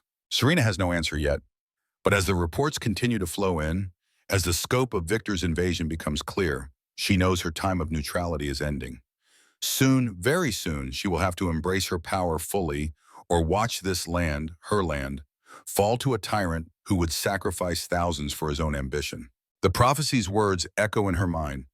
The choice belongs to the singer alone, and all kingdoms shall tremble at the sound. A terrible responsibility, an impossible burden.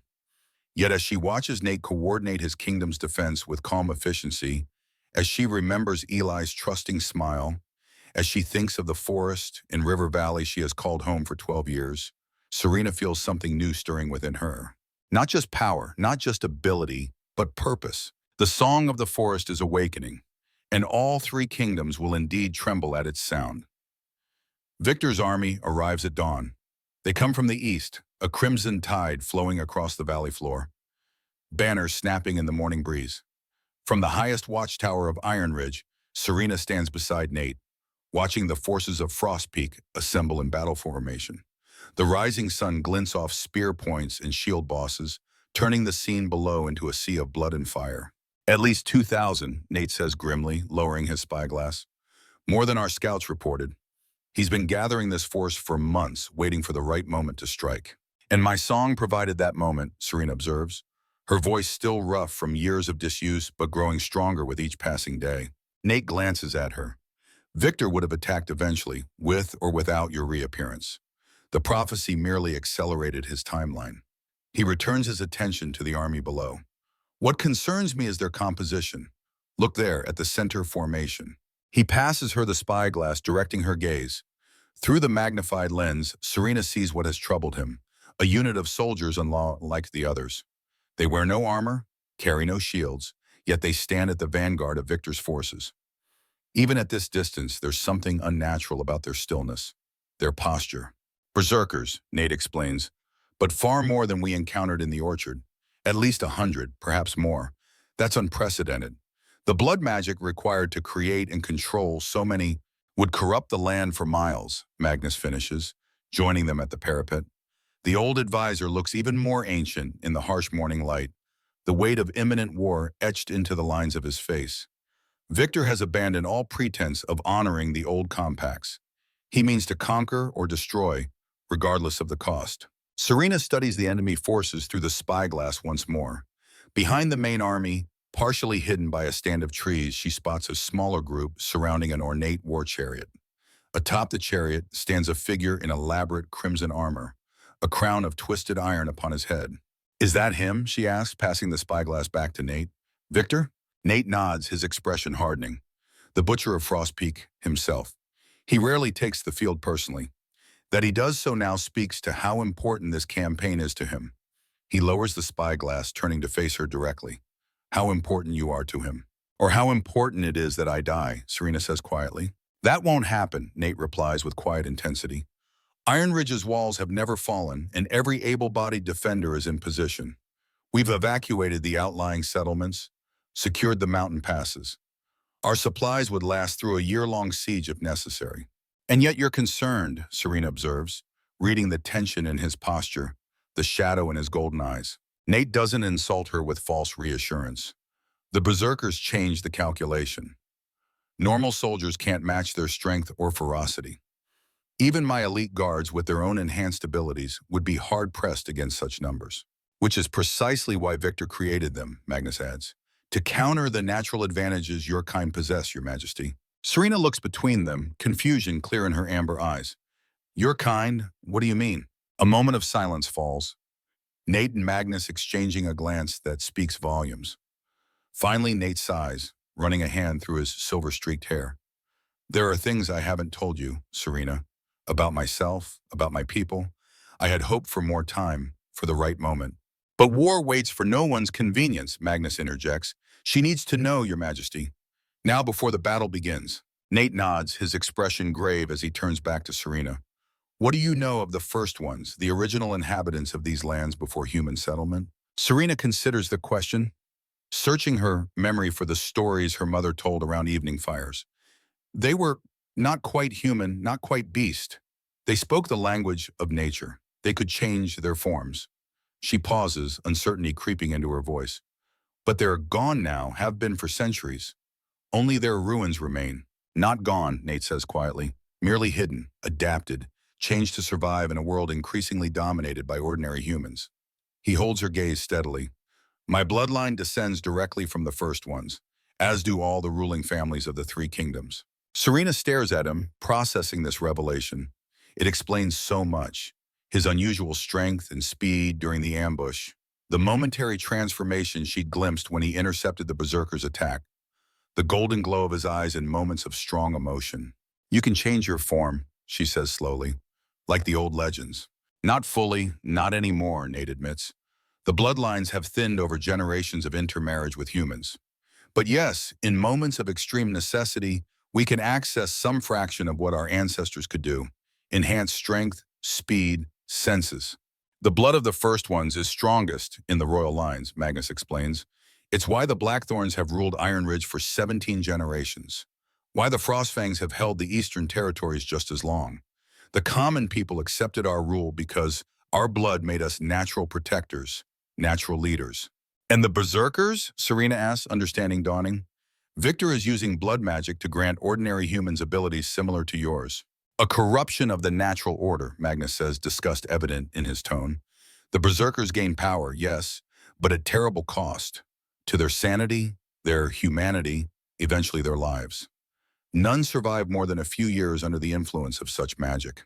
Nate turns back to the parapet, his gaze fixing once more on the enemy below, which makes them all the more dangerous in battle. They have nothing to lose, no future to protect, no fear of death or injury. A heavy silence falls as the three of them contemplate the forces assembled against Ironridge. The sun has fully cleared the eastern mountains now, illuminating the valley in honest daylight. The sight is no less intimidating for the clarity. Victor's army stretches nearly from riverbank to foothills, a mass of humanity bent on conquest. There's something else you should know, Nate says finally, his voice lower, meant for Serena alone. About the Silver Crest, about your people's relationship with mine. Before he can continue, a horn blast sounds from below, not the deep, resonant tone of Ironridge's defenders, but a higher, more strident note from the invading force. All three turn their attention back to the valley floor. The enemy lines are shifting, opening to create a path from the rear of the formation to the front. Through this corridor rides Victor himself, his war chariot pulled by 4 black horses.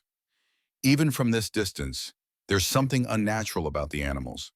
Their movements too coordinated, their eyes glinting with an inner light that no natural beast would possess.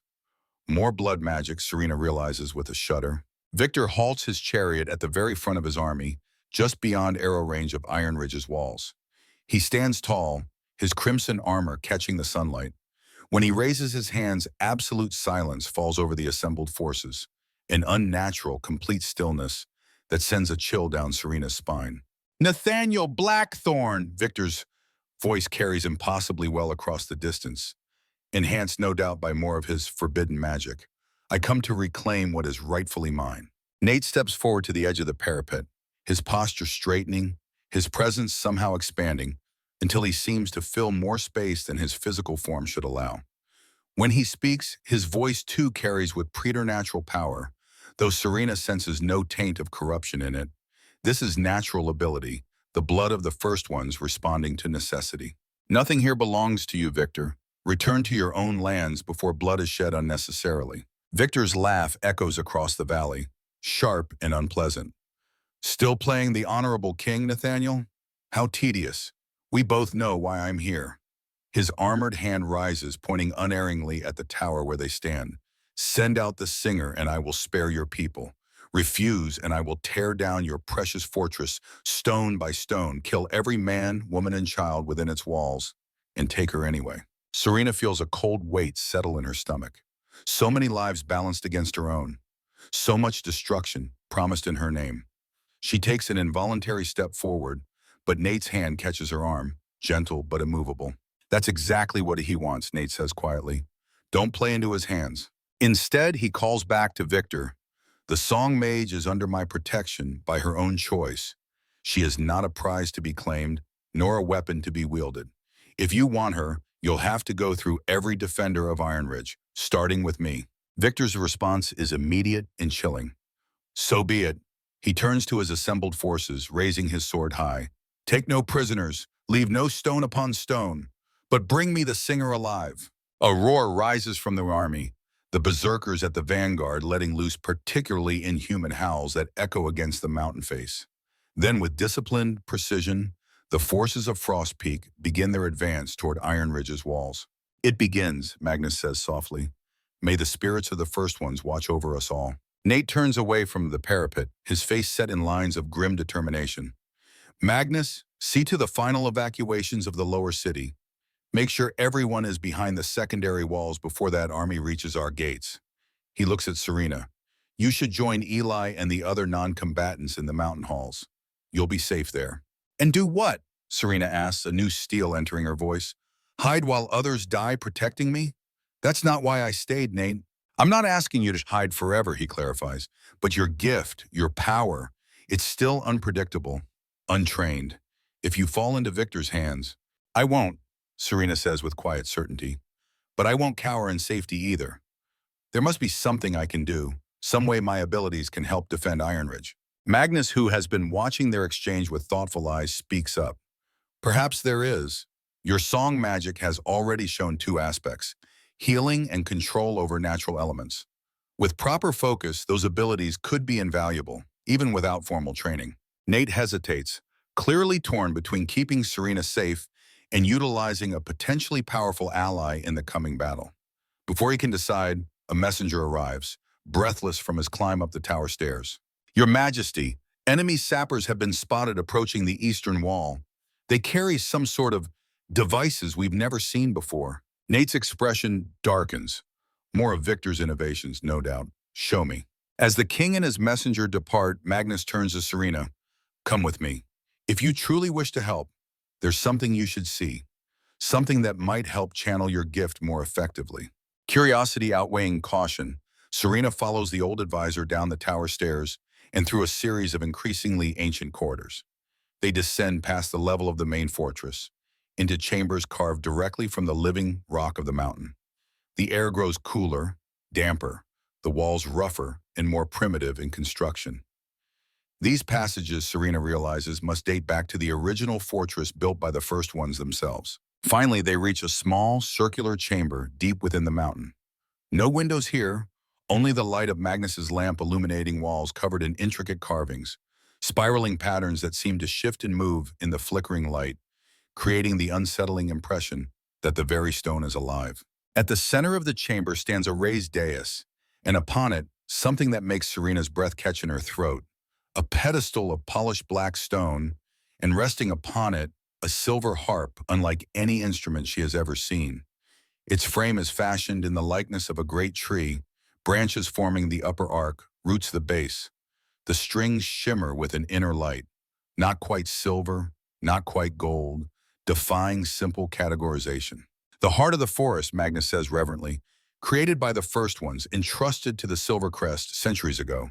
When your tribe was destroyed, this was one of the few treasures we managed to recover from the ashes. Serena approaches slowly, drawn by an instinct she doesn't fully understand.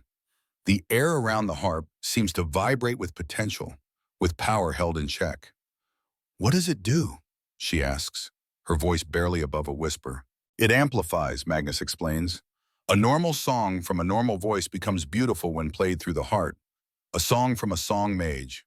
He trails off, letting the implication hang in the air. The ancient records speak of Silver Crest musicians who could call rain from clear skies, heal hundreds with a single melody, even calm, raging battlefields with songs of peace. Serena reaches out tentatively, her fingers hovering just above the instrument. And you think I could do the same? I don't know, Magnus admits. No Song Mage has touched the heart in generations. But if you truly wish to help defend Ironridge, to save lives rather than take them, this may be your best chance. He steps back toward the chamber entrance. I'll leave you to decide. If you choose to try, simply follow the pull of your instincts. The heart will respond to your bloodline. Left alone in the ancient chamber, Serena circles the pedestal slowly, studying the harp from all angles. The craftsmanship is beyond anything human hands could create. Each tiny leaf on the silver tree distinct, each root curving with organic perfection. The strings seem to pulse with their own inner rhythm, like a heartbeat or the slow breathing of a slumbering giant. She thinks of Eli, safely hidden in the upper chambers with the other children, of Nate, preparing to defend his people against overwhelming odds, of the thousands of innocents sheltering behind Ironridge's walls, trusting in stone and steel and courage to protect them from Victor's wrath. And she thinks of her own people, massacred 12 years ago because of a prophecy about her power, a power she is only now beginning to understand, to control. The choice belongs to the singer alone, she whispers, echoing the prophecy's words. With a deep breath, Serena places her hands on the heart of the forest. The effect is immediate and profound. The silver harp resonates beneath her touch, the strings vibrating though she has not plucked them. Warmth floods through her fingers, up her arms, filling her chest with a sensation like sunlight breaking through storm clouds. Knowledge pours into her mind, not in words or images, but in pure understanding. This is what the heart is for. This is how it works. This is what she can do with it. Without conscious decision, Serena begins to play. Her fingers move across the strings with confidence she shouldn't possess, drawing forth notes that hang in the air like tangible things. She adds her voice, and the harmony between instrument and singer creates something greater than either alone. A song that speaks directly to the mountain beneath her feet, to the stones of Ironridge's walls, to the very earth upon which Victor's army marches. The mountain responds. Above, on the battlements of Ironridge's eastern wall, Nate watches with growing concern as the first wave of Victor's forces approaches. The berserkers lead the assault, moving with unnatural speed toward the base of the wall. Behind them come the sappers, carrying strange metal devices that gleam with an unhealthy light. Blood magic-infused explosives, Nate suspects, designed to breach even the thickest stone. Archers ready, he commands, his voice carrying along the wall where defenders stand prepared. 100 bows rise in unison, arrows nocked and drawn. On my mark, the order dies in his throat as a tremor runs through the stone beneath his feet. Not violent enough to unbalance him, but unmistakable, like the first warning shiver before an avalanche. Another follows, stronger this time, and another. The advancing berserkers falter, confusion evident even at this distance. The regular troops behind them break formation, looking around in alarm as the ground continues to shake with increasing intensity. Then, impossibly, the earth before Ironridge's walls begins to move. Not cracking or splitting as in an earthquake, but flowing, reshaping itself with deliberate purpose. A great furrow opens between the fortress and the advancing army, widening rapidly into a chasm too broad to leap, too deep to easily cross. The berserkers, caught mid-charge, are forced to retreat or risk tumbling into the rapidly expanding abyss. Nate stares in astonishment, then understanding dawns. Serena, he breathes. Somehow she has found a way to harness her power, to defend Ironridge without bloodshed. But Victor is not so easily deterred. From his position at the rear of his forces, he raises his arms in a complex gesture. Dark energy crackles around his hands, spreading to encompass his entire body. The ground near him blackens, plants withering instantly as he draws their life force into himself, the signature of the most forbidden form of blood magic. With a shout that carries even across the battlefield, Victor directs this stolen power at the chasm. The dark energy shoots across the gap like lightning, striking the near edge. Where it touches, the earth shudders and begins to collapse inward, creating a rough but passable ramp down into the chasm and up the other side. He's countering her magic with his own, the captain of the guard observes, horror evident in his voice. I've never seen such power. Neither has Serena, Nate replies grimly. She can't possibly know how to defend against it. He turns to a nearby messenger. Find Magnus. Tell him we need to get Serena out of wherever she is now. Victor's magic is directly opposing hers. He can trace it back to its source. But even as the messenger departs, Nate feels another change in the mountain beneath him. This tremor is different. Not the controlled reshaping of Earth, but a deep primal awakening. The very stone of Ironridge seems to shiver with anticipation. And then, rising from the depths of the mountain, comes a song. Not just Serena's voice, though that forms its core, but something vaster, as though the mountain itself has found voice. The melody wraps around the fortress, resonating through stone and wood, earth and air. It fills Nate with a wild, fierce joy, the joy of the first ones, of untamed nature, of power freely given rather than corrupted and stolen. The effect on Victor's forces is dramatic.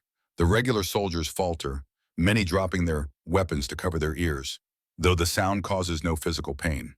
The berserkers react more violently, howling in agony as the pure song interacts with the corrupted magic in their blood. Some collapse, writhing on the ground. Others turn on their own comrades in sudden frenzy. At the rear of his army, Victor himself recoils as though struck. The dark energy surrounding him flickers, disrupted by the song's pure resonance. For the first time, Nate sees genuine fear on the face of his enemy.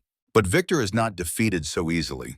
With visible effort, he marshals his power once more, directing it now not at the chasm but at the very walls of Ironridge. The dark energy strikes the ancient stones like a battering ram, seeking vulnerabilities, attempting to unravel the deep magic woven into the fortress's foundations. Stone groans against stone as the opposing forces, Serena's song and Victor's corruption, contest for dominance. Cracks appear in the eastern wall, thin but lengthening with each moment. Nate realizes with growing alarm that this magical duel cannot continue indefinitely. Something will break, either the walls of Ironridge or Serena herself. He makes his decision instantly. Hold this wall at all costs, he commands his captain. No one gets through, no matter what happens. Then, without waiting for acknowledgement, Nate races for the nearest tower, determined to reach Serena before Victor's magic can trace her location. Deep within the mountain, in the chamber of the heart, Serena plays on, her consciousness expanded far beyond normal human awareness. Through the heart's power, she perceives the fortress above as though it were an extension of her own body. Every wall, every tower, every defender standing ready. She feels Victor's corruption striking against this expanded self, seeking to wound, to corrupt, to destroy. She adjusts her song, focusing on protection rather than attack. The melody shifts, becoming something ancient and immovable as the mountains themselves. Through the heart, she channels her will into the very stones of Ironridge, reinforcing them against Victor's assault. The effort costs her. Sweat beads on her forehead, runs down her temples. Her fingers begin to cramp, her voice to strain. She has no training for this, no practice in sustained magical effort. Raw talent and the heart's guidance can only carry her so far. Then abruptly, she feels a new presence in her expanded awareness. Something dark and cold, slithering along the tendrils of her magic, following them back to their source. Victor has found her. Not physically, not yet, but his consciousness touches hers through the connection of their opposed magics. Found you, little singer, his voice whispers directly into her mind, oily and intimate. Such power in one so untrained. What a waste to leave you hiding in the wilderness all these years. Under my guidance, you could remake the world. Serena's fingers falter on the strings, her song momentarily disrupted by the intrusion. She feels Victor's satisfaction at her distress, his predatory anticipation as he presses his advantage. Your precious Nate hasn't told you everything, has he? Victor's mental voice continues. About why your people really died. About his family's role in their destruction? Ask him about the betrayal of Silver Creek. Ask him what his grandfather promised mine.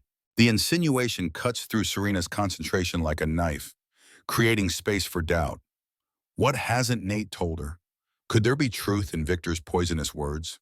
In that moment of uncertainty, Victor strikes, not with physical weapons, but with pure corrupted power channeled directly at her through their mental connection. Pain explodes behind Serena's eyes, driving her to her knees. The heart's music falters, the protective magic weakening around Ironridge's walls. Through tear-blurred eyes, she sees darkness creeping along the chamber walls. Victor's corruption manifesting physically, seeking to engulf her. The black tendrils writhe with unholy life, reaching for her with malevolent purpose. Serena! Nate's voice breaks through her pain, real and present. He stands in the chamber doorway, golden eyes wide with alarm at the scene before him. Without hesitation, he rushes forward, placing himself between her and the encroaching darkness. Whatever he's telling you, don't listen.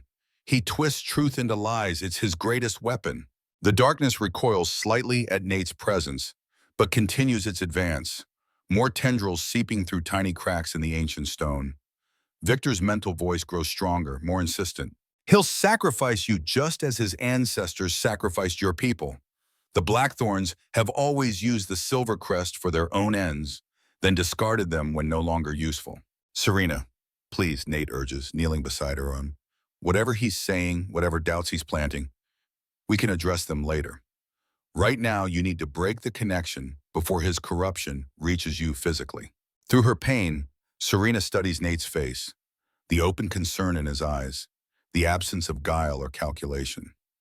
She makes her choice. With tremendous effort, she raises her hands to the heart once more, fingers finding the strings despite their trembling. The song she plays now is different, not of protection or attack, but of severing, of boundaries reinforced and connections broken. The darkness in the chamber writhes in apparent agony as her music cuts through Victor's magical tether. His mental voice rises to a howl of frustration, then abruptly silences as the connection breaks completely. The tendrils of corruption recede, sinking back into the stone as though they had never been. Serena slumps forward, exhausted beyond measure, her hands slipping from the heart strings. Nate catches her before she can fall, supporting her with gentle strength. "I've got you," he murmurs. "You're safe now." "The fortress?" she manages to ask, her voice raw from singing. "Still standing thanks to you," Nate assures her.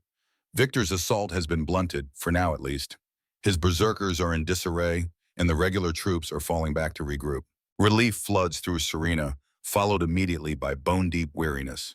The magical exertion has drained her more completely than any physical effort could have done. "He said things," she whispers, "about your family, about mine, the betrayal of Silver Creek." Nate's expression tightens, pain and old regret flashing across his features.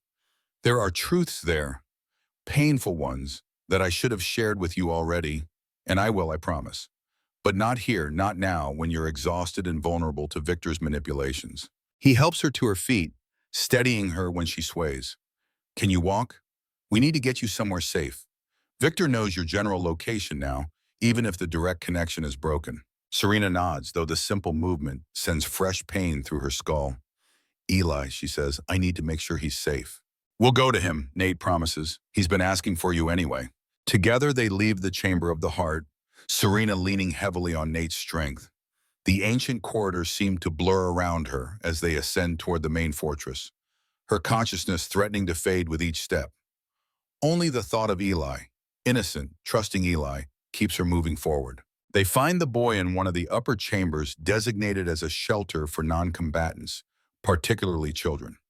Unlike the others huddled in fearful groups, Eli sits near a narrow window, peering out at the battle below with undisguised fascination. When he spots Serena, his face lights up with relief. "You're here," he exclaims, rushing to her side. "I knew you'd come. Did you see what happened? The ground opened up like a giant mouth, and then there was singing, and the bad men couldn't get to the walls." Despite her exhaustion, Serena manages a small smile at his enthusiasm. She kneels to his level, checking him over for signs of fear or trauma, but finding only excitement and absolute confidence in their safety. "I told everyone you'd protect us," Eli continues proudly, "that you can do magic with your voice. They didn't believe me at first, but they do now." The other children are indeed watching Serena with wide, wondering eyes. Some of the adults too regard her with newfound respect, or in a few cases barely concealed fear. Word of her power has spread quickly through the fortress. "You need rest," Nate says quietly, noting how Serena sways even while kneeling. Victor's forces are regrouping, but they won't attack again before nightfall. We have time to recover, to plan.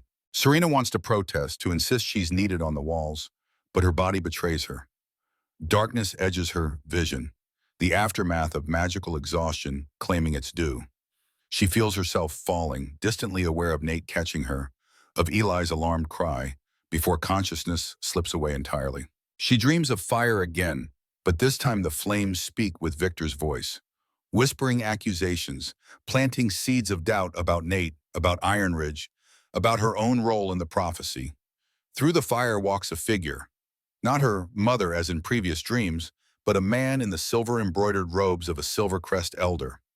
His face remains in shadow, but his voice carries clearly through the flames. The choice belongs to the singer alone, he reminds her, not to kings or tyrants, not to prophecies or traditions. The power is yours to use or to refuse, to create or destroy, to forgive or avenge. The dream shifts, the fire giving way to a vast forest unlike any Serena has seen before. Ancient trees tower overhead, their canopies meeting to form a cathedral of living green. Through this primeval woodwalk figures neither fully human nor fully animal. The first ones, she realizes, in their original glory. Among them move others, humans with silver markings on their skin, the earliest Silvercrest working in harmony with the first ones as guardians of the natural balance.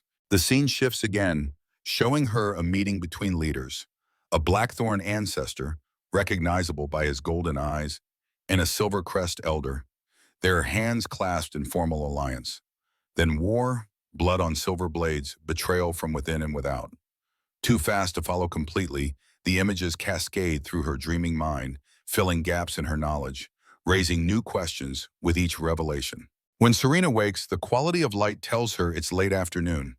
She lies in a comfortable bed in an unfamiliar chamber, more luxuriously appointed than the room she was initially given.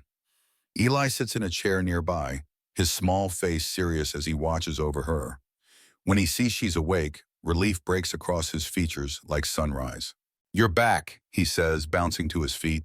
"The king said you were just tired from the magic, but you wouldn't wake up even when I called your name." "I'm all right now," Serena assures him, her voice rough but steadier than before. She sits up carefully, testing her body for lingering weakness. The bone-deep exhaustion has receded, replaced by a more normal fatigue and a persistent headache behind her eyes. "Where are we?" "The king's own chambers," Eli says with undisguised awe. "He said you'd be safest here. I'm supposed to tell him when you wake up, but I wanted to make sure you were really okay first." Serena smiles at his protective instinct. "I'm really okay," she confirms. "You can tell him now." Eli nods solemnly and moves to the door, speaking briefly to someone outside, a guard presumably. Task completed, he returns to her side. "They're fighting again," he informs her, his voice dropping to a conspiratorial whisper. "Not with swords, not yet. But the bad king is doing something to the big hole you made, making bridges across it with dark magic. The soldiers say he'll attack again at nightfall." Serena processes this information, concern cutting through her lingering fatigue. If Victor has found a way to circumvent her defensive measures, Ironridge's walls will once again be vulnerable. The heart's magic had taken a terrible toll on her, but she may have no choice but to use it again if they are to survive the night. Before she can question Eli further, the chamber door opens to admit Nate. He looks haggard, the strain of command evident in the new lines around his eyes. But his expression softens with visible relief when he sees Serena awake and alert. "Thank the ancestors," he says quietly. "How do you feel?" "Like I've been trampled by a herd of elk," Serena admits. "But functional." Eli says Victor is preparing for another attack. Nate nods grimly, crossing to the window where the fading daylight casts long shadows across the valley below. "He's bridged about half the chasm you created, using some form of solidified blood magic. My scouts report he's planning a night assault, using darkness to cover his approach and the natural advantage the berserkers have in low-light conditions." "I can use the heart again," Serena offers, though the thought of enduring that level of magical strain a second time fills her with dread. Create more defenses or directly counter his magic. "Absolutely not," Nate says, turning back to her with unexpected vehemence. "Victor nearly reached you through your magical connection last time. If you oppose him directly again, he'll be prepared, waiting to exploit that vulnerability.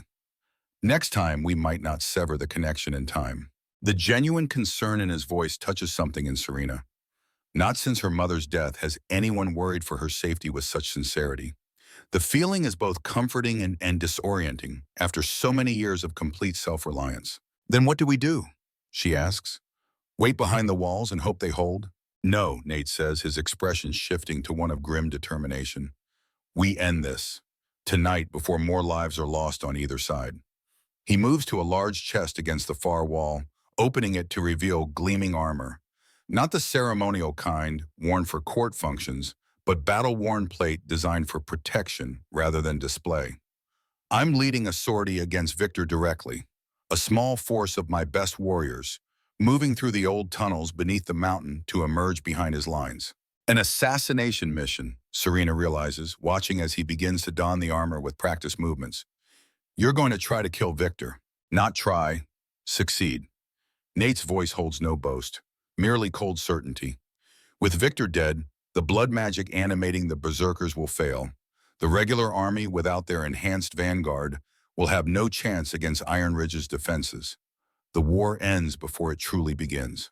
And if you fail, Serena asked quietly, if Victor is expecting such a move, then Ironridge will need its Song Mage more than ever. Nate replies, securing a pauldron into place. Magnus will help you use the heart again, but only as a last resort, only if the walls are breached. Eli, who has been listening to this exchange with wide eyes, speaks up unexpectedly. I don't think you should go, he tells Nate, his young face serious beyond his years. The bad king wants you to come out. It's a trap. Both adults turn to look at the boy, surprised by his interjection. What makes you say that, Eli? Nate asks, not dismissively but with genuine interest. Eli shrugs, suddenly self-conscious under their combined attention. It's what I would do, he explains. If I couldn't break into a fortress, I'd try to get the king to come out instead. It's like in chess. You can't get to the king directly, so you threaten something he cares about until he moves to protect it. Nate and Serena exchange a glance, both struck by the simple logic of the boy's assessment.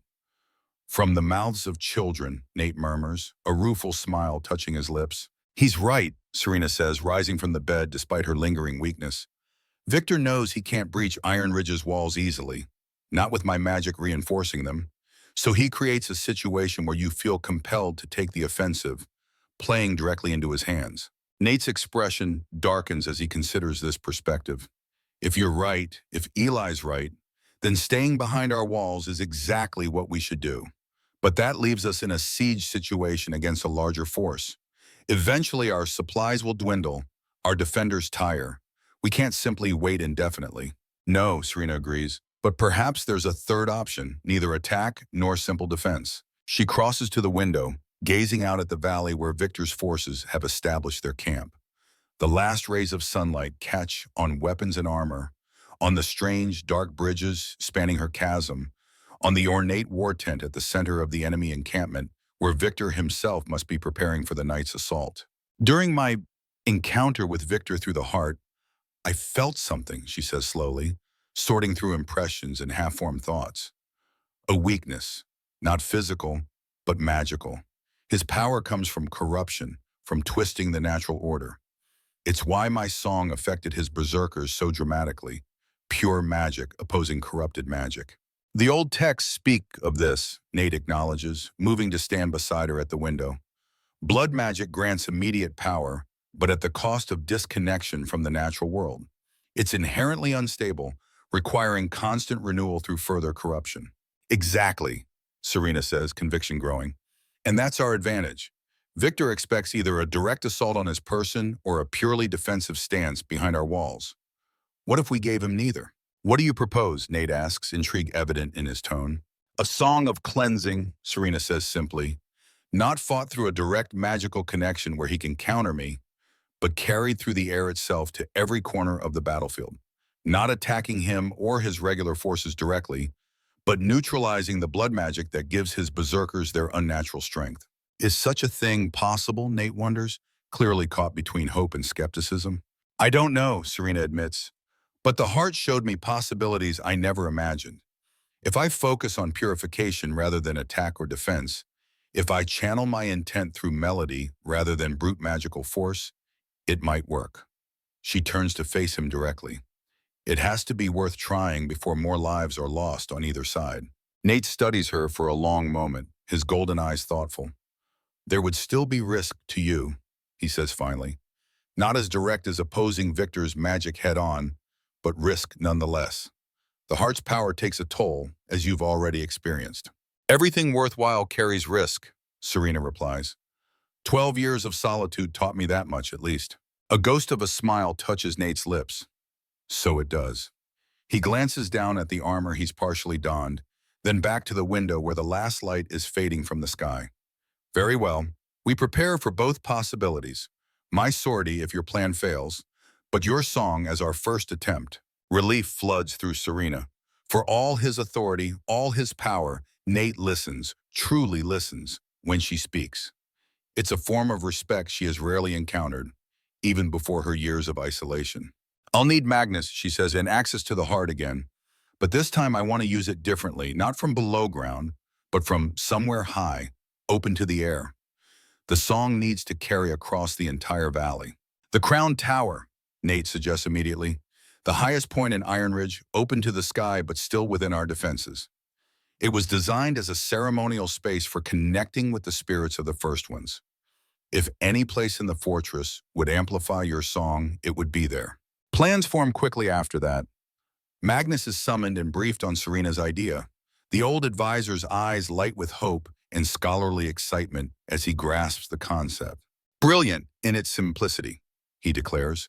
Blood magic's fundamental weakness has always been its disconnection from natural harmony. A song of purification carried on the night air. Yes, it could work. It must work. As darkness falls completely, they make their preparations.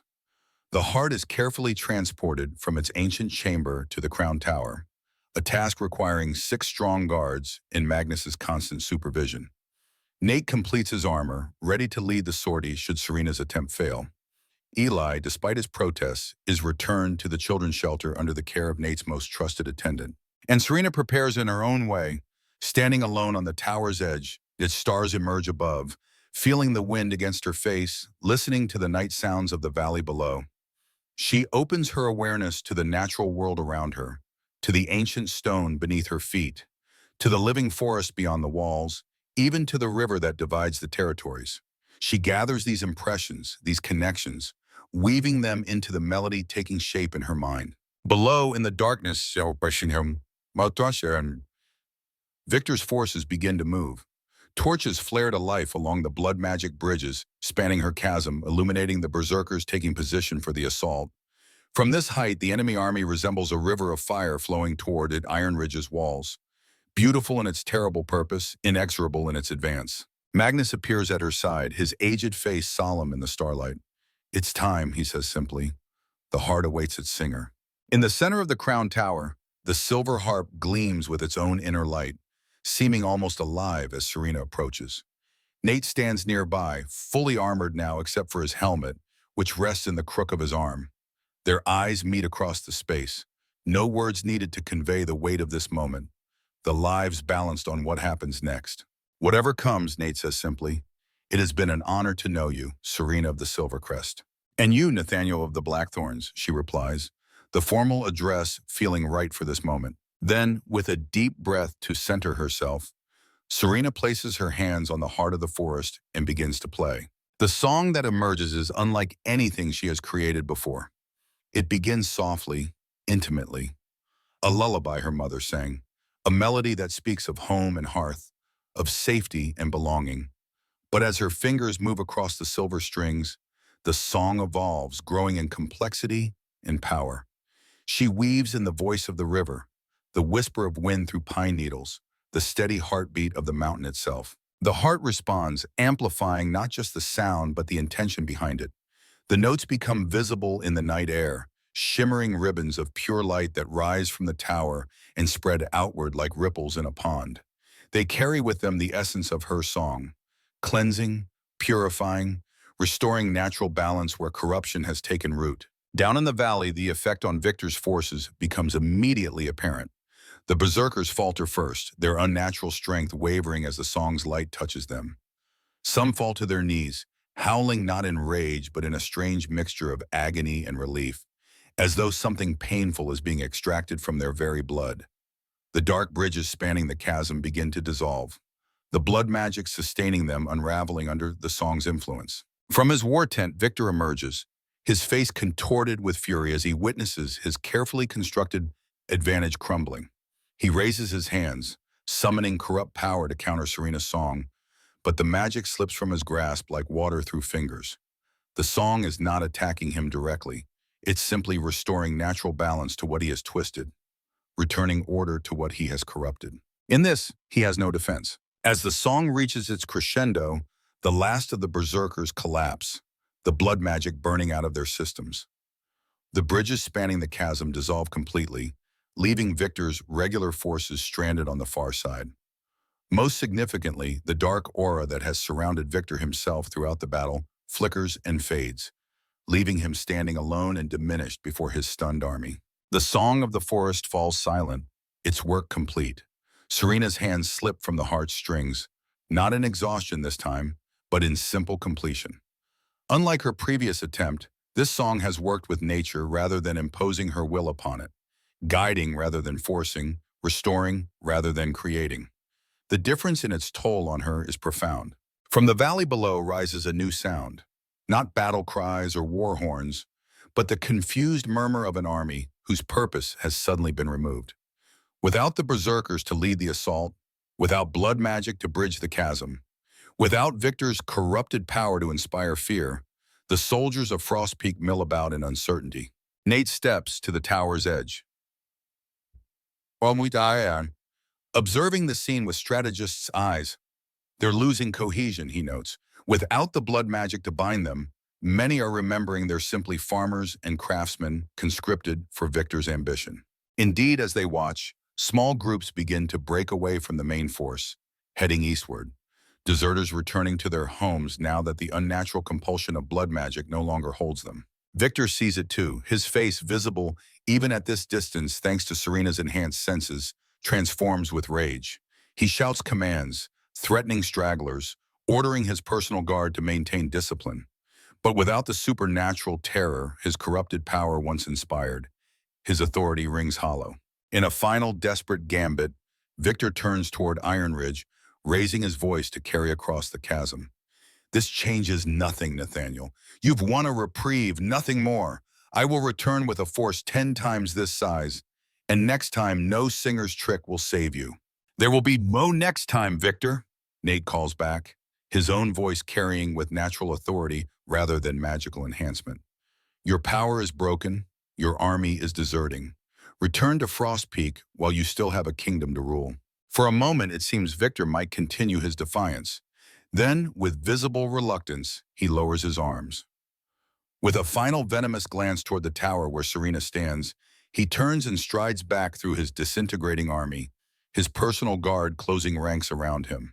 The Battle of Ironridge is over, ended not with bloodshed, but with song. As the enemy forces continue their disorderly retreat, celebrations erupt along Ironridge's walls. Defenders embrace, raise weapons in triumph, cheer Serena's name. The joy of victory without the sorrow of heavy casualties is a rare gift in times of war. Beside the heart of the forest, Serena stands in quiet contemplation, watching the distant figure of Victor as he makes his ignominious retreat. She should feel triumph, or at least satisfaction, yet something troubles her still. The accusations Victor planted in her mind during their brief mental connection, the fragments of history revealed in her dreams, the sense that she still doesn't have the full story. You want answers, Nate says quietly, coming to stand beside her. Not a question, but a recognition of the doubt still lingering in her eyes. About the betrayal of Silver Creek, Serena confirms. About what Victor meant when he said your family sacrificed mine. Nate nods, his expression solemn. You deserve the truth.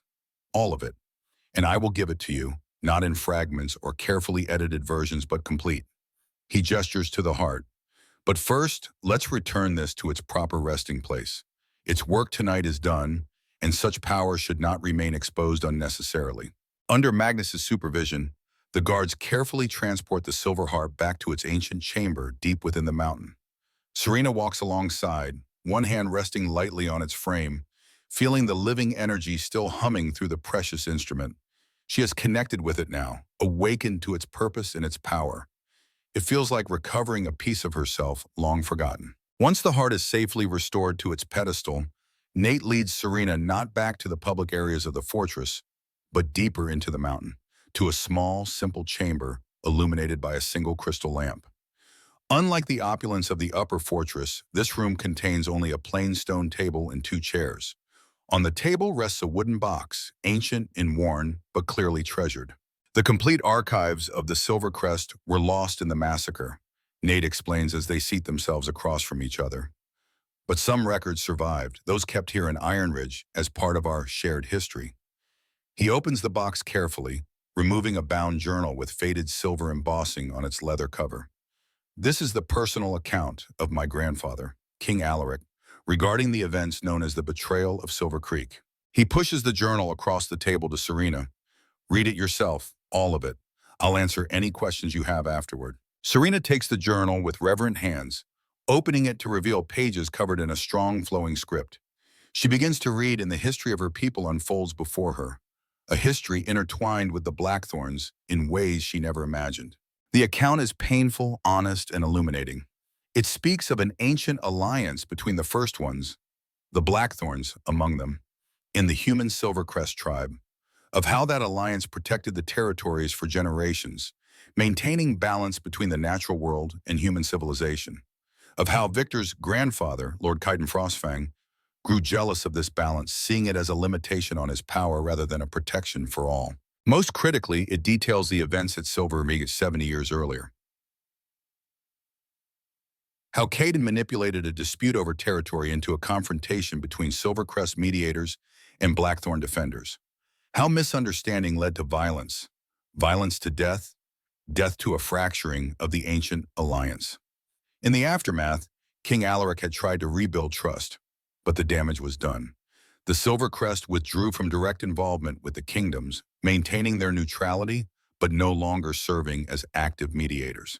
This weakening of the old alliance had created the opportunity Victor's father, and later Victor himself, exploited, driving deeper wedges between the territories, corrupting the natural balance with blood magic, and ultimately ordering the extinction of the Silvercrest tribe to prevent the prophecies' fulfillment.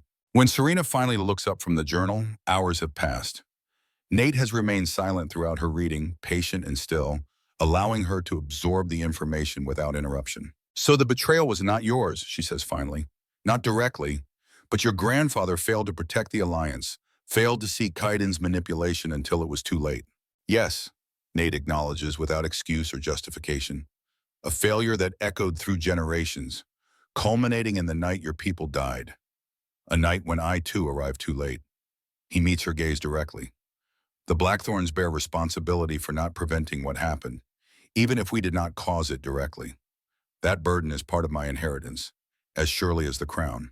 Serena considers this, turning the implications over in her mind.